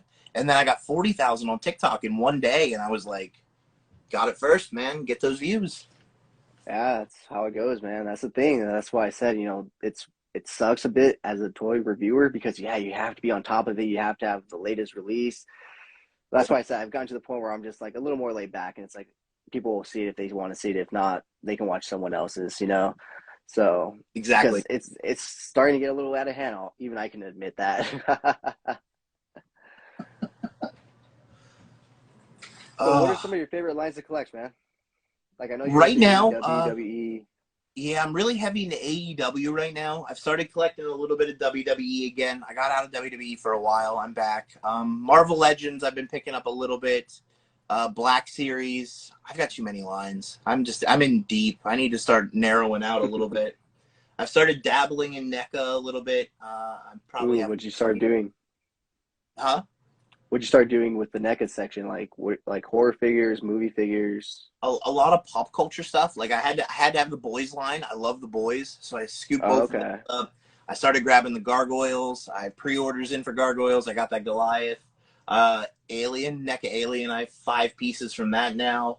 I also got a lot of horror stuff. I started picking up Jason's and Puppet Master, and my fiance Space Buns is actually into Toonie Terrors, so we actually have a complete Toonie Terrors set upstairs now, and it's just growing like wildfire. Nice, nice. Are you into the NECA Turtles? Okay, this is a complicated story. So I actually had a complete NECA movie Turtles, and I started getting into cartoons, and then I realized this is way too much Turtles. So I sold everything, and then I regretted it. So last week I went to Walmart, and they had the brothers, and I was like, you know what? I'm Oh buying the yeah, brothers again. I'm taking the brothers home, and I'm holding them this time. So I actually just put them on the shelf behind me today. I got a full set of that's right. brothers. I'm gonna rebuy Casey in Disguise, and then I'm done. That's all I'm doing. I'm out. I can't do the cartoons because like we're getting too obscure now. We're getting like obscure monsters and aliens, and I can't do that. I'm out. No, I totally feel you on that. I didn't really grow up with the cartoons, so I did put in a pre-order for the Turtles in Disguise just to have like the Yeah, turtles in that kind of like showing and stuff. But I did grow up with the 1990s movies, and so I was really heavy into those. And so I've been definitely collecting that line and stuff. So I've gotten I think every figure except for the Loot Crate Danny one. I was just wow. like I kind of waited on it, and then it started selling out, and I kind of missed out on it. But it's like it's Danny. It's a little minor character. He just mopes around and steals all the movies. So I think they were supposed to get a Target release, like a Target version here soon. We're getting a Kino too, so I think we yes. might end up scooping some of those up when they come out. I wouldn't mind those little characters, Kino especially, because he comes in his little pizza outfit, and I need that. Yeah. I need it. Not just that, but the actor himself was a turtle in the first movie, so like you could take his Oh, he head and put it was. on one. Yeah, I think he I forgot played. about that. Who do you play? Either Raphael or Donatello, I think he was one of them. I forgot that he was one. You're right. Yeah, so you can take the little Kino head off and put it on one of the turtles, and make it look like he's taking off his turtle head and stuff. I kind of like that. So yeah, I mean, hopefully we get them pretty soon. I'm really excited for the Secret of the Ooze Shredder that they're supposed to be releasing soon. Yeah, I'm all right with Are you that. in? We'll probably get that shredder and that Kino, and I might end up picking up the bro. We'll see. We'll see. Okay, so you didn't pick up Toka and Razar? No, I wish I would have, only for the collectible and money sake, because that figure took off like rocket fire. Like it wasn't that expensive a drop, and then it shot up to 250, and then it went to 100, and now it's back up to like 190. And I wish I would have bought it just to have that like extra bit of like value, you know? Yeah, no, I totally feel you on that. Yeah, I jumped in. Missed That's out. right around the time when I jumped in on the line. Thankfully, like they had just announced that, and I was like, I'll buy these. So yeah, that's when I. But once again, a rabbit hole, man. It just deeper and deeper. Yep. Do you collect the Back to the Future line? No, I have a couple pieces of Back to the Future, but I try to stay out of back. I have there's one, the doc with the yellow coat. I started passing that one around the community last year to get signed by like collectors and other content creators, because I'm gonna end up auctioning it off to the community and donating the money to charity. So Oh, I've got like nice. 60 or 70 collectors, and I'm probably gonna end up sending it to you at some point and getting you to Oh, I scribble on it appreciate it, too. man. And then we're probably gonna do some kind of auction on a fireside chat, and we'll donate some money off to charity whenever we do it. I just don't know when it's gonna happen yet. Yeah, man. Keep me informed, man. I'd love to be a Definitely, part of that, man. That's definitely. Right great. So now you it's in Augusta, Georgia, right now getting signed. So whenever it comes back, maybe we'll throw it out your way. sounds good, man. Yeah. So what brought this all about? Uh, Honestly, I don't know. I was talking to some people in the community, and we were just talking about like we collect toys. We're really big toy guys. Wouldn't it be nice to give back to the community? Shouldn't we do something?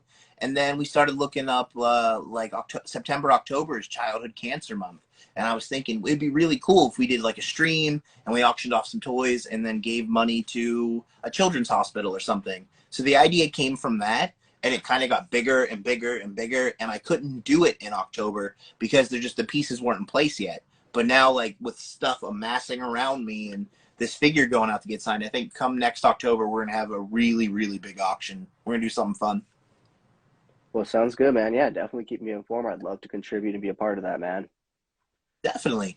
I think it was November, we did something. We did a little charity auction, and I gave away some hot toys, and we ended up raising $800 with some hot Wow. toys. So I think we'll probably do something a little bit bigger than that. I just gotta kind of figure out what we're doing first.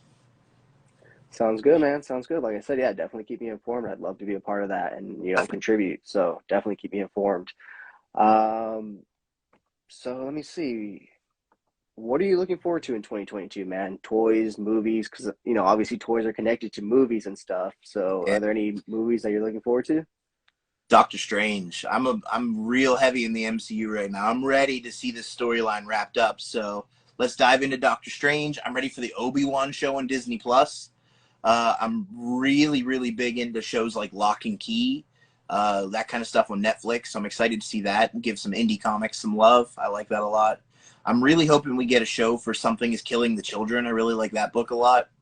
And then Space Buns down there in the chat. That's my fiance. She's looking forward to traveling. Like I said, we travel for toy hunts. I live far from Target, so we go up and down the East Coast all the time looking for toys, looking for stuff. We've been as far north as Massachusetts.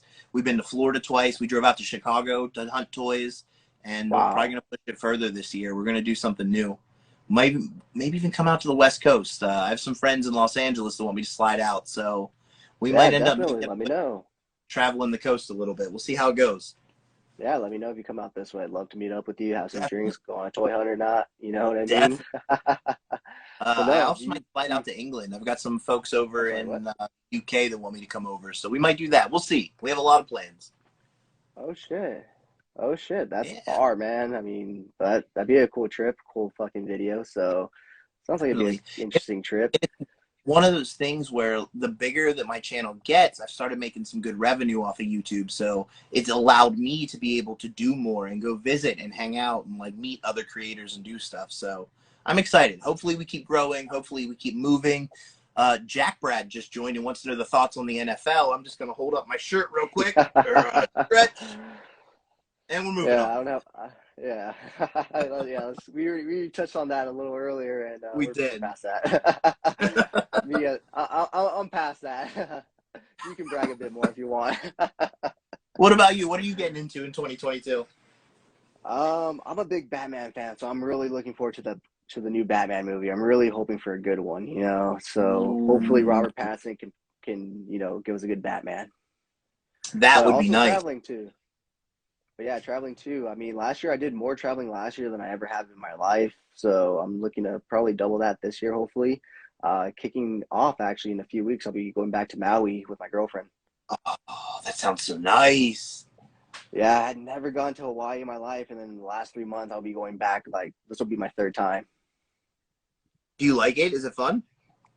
Oh, I love it, man. I love it. I love the Hawaiian culture and everything, and being out on that island, it's so chill. I mean, I love it. I mean, there's only one Target and one Walmart on Maui, but I bet the prices are so expensive too with the import fees and stuff. Are they any different than on the mainland? I think only a few extra dollars because the last time I went out there, I actually did find the NECA Casey.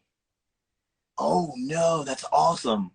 Yeah, I went out there and they had their NECA section was actually fully stocked. Like the new Thing figure had just dropped, the Casey figure, the new 2-pack Oroku Saki and Hamato Yoshi 2-pack. That's cool. Yeah, and so they were fully stocked. I was able to pick one up for me and my friend that was having to look for one. He was looking and looking out here and he could just never find one. And I go to Maui, one Walmart, like I said, one Walmart, and lo and behold, they had them. Of all Yeah, the so odds, man, to find that on vacation in Hawaii, that's storybook yeah, right there. man. Chef's kiss. Yeah. Yeah, dude, I'll be honest, I find a lot of good stuff when I go on vacation. Like I went to Washington and I found I think like 20 new figures when I went out there. It was like Wow. insane. I felt like That's cool. it was when they dropped the Archive Black Series last year's, the Shore Yeah, Trooper, the Tank Driver. I found all those guys. I found like the latest wave of the Spartan collection and just a few other things out there. And I was just like, wow. that's real nice too. Like if you can find that kind of stuff, especially while out on vacation, like that gets me hyped that there's like chances for me to find stuff like that. Yeah, man, I'm sure you'll find plenty of stuff while you're on vacation. I don't know, for me, I just find more stuff while I'm out of town. It seems like Is it because you're looking for more stuff when you're out, or is it just dumb luck, you think? I think it's just dumb luck because like on when I went to Maui, like it was literally the last day we were there. I was like, just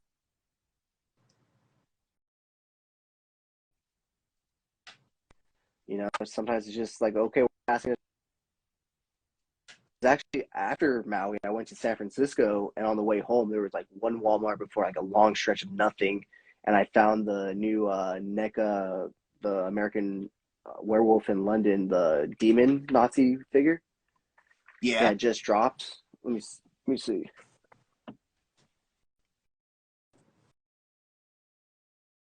Dropped this guy, and like I actually found him just at the last Walmart I happened to stop at. He looks so good too. What was it? Yeah, man, I actually picked up two of these. I was like, I have to have multiple. Super cool. That is really cool. I dig it. That's one of those figures that I've been on the fence about for such a. I think I might. There you go. Hey, Hey, you're back. I man. can see you Yeah, now. my Wi-Fi. Yeah, I know. For some odd reason, everything's going wrong right now. So, basically, just basically this, collaborate with more people, talk and engage, and seems like I'm starting off to get off on a good start with that. So, maybe some more toy hunts. Maybe I got to put myself out there and do a little more toy hunts. I like that. And the fact that you're doing this shows initiative, like that you want to get out and do something, and that's cool. I'm glad you're doing this. I peeked in a little bit last week and watched a little bit, and this has been a ton of fun. Have to go. You said Toy Page is going to be there next week?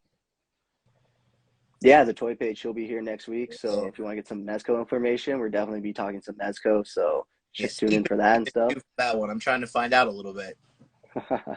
We'll definitely be seeing you then, hopefully. So it seems like my internet's kind of buggy right now. So, and I know you got to get going. So why don't we just call it a night? Once again, You. thank you so much for coming on, man. I had a great conversation with you. I had a lot of fun, and congrats on 4,000. And I'm sure plus soon, and you'll hit that 100K on TikTok within the next 6 months easily, man. No, Like, we I'm get not it. We're even. gonna have one heck of a celebration over on my channel. We're gonna do something fun. I'm gonna have you on. We're gonna introduce you to the masses at that point. We're gonna put spotlight on you. Sounds good, man. Sounds good. I look forward to it. And yeah, keep me in the loop with that charity thing. Let me know. I definitely Definitely. want to contribute to that and be part of that. And I hope you have a good rest of your week and start to your 2022. And if you ever want to come back on, man, you're always welcome to come back on. Let's make that a thing. This was fun. I was a little nervous going into it because, like I said, I'm not used to being interviewed. I'm usually the guy in the chair, and you crushed it, man. Good work. Thank you, man. Thank you. I appreciate it because I'm still trying to get this whole, interview thing and stuff. So, I appreciate you telling me that because, like, I'm Definitely. still a little nervous sometimes. Like I said, I'm used to being able to be behind the camera and cut stuff out and fix stuff after. And so I'm more on my toes and I'm trying to learn and get a little better each show. I'm trying to get a little more comfortable each show. Oh, this was good. You did good. I'm impressed. Thank you, man. Thank you. I appreciate it.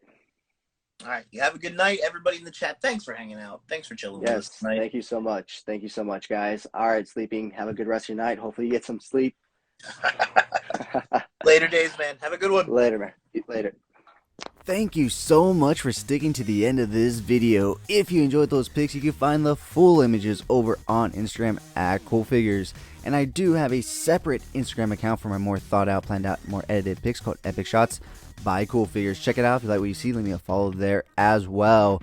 And if you guys want to see the unboxing of any figures I do reviews on for this channel, go ahead and check me out over on TikTok at CoolFigurez. That's where I post all my unboxings. And join me every Sunday morning for Coffee and Toys, a weekly toy news, toy talk podcast where we will go over all the latest and great toy news, reveals, pre-orders, and so much more. If you did enjoy this video, please remember to give it a thumbs up. It really helps the channel grow. If you haven't already, please hit that subscribe button. But whether or not you're a subscriber, thank you so much for taking time out of your busy day to listen to me talk about toys. I really appreciate it. As always, I'm your host, Jesse the Bat Madrigal, aka the Buff Collector. And I'll talk to you guys in the next video.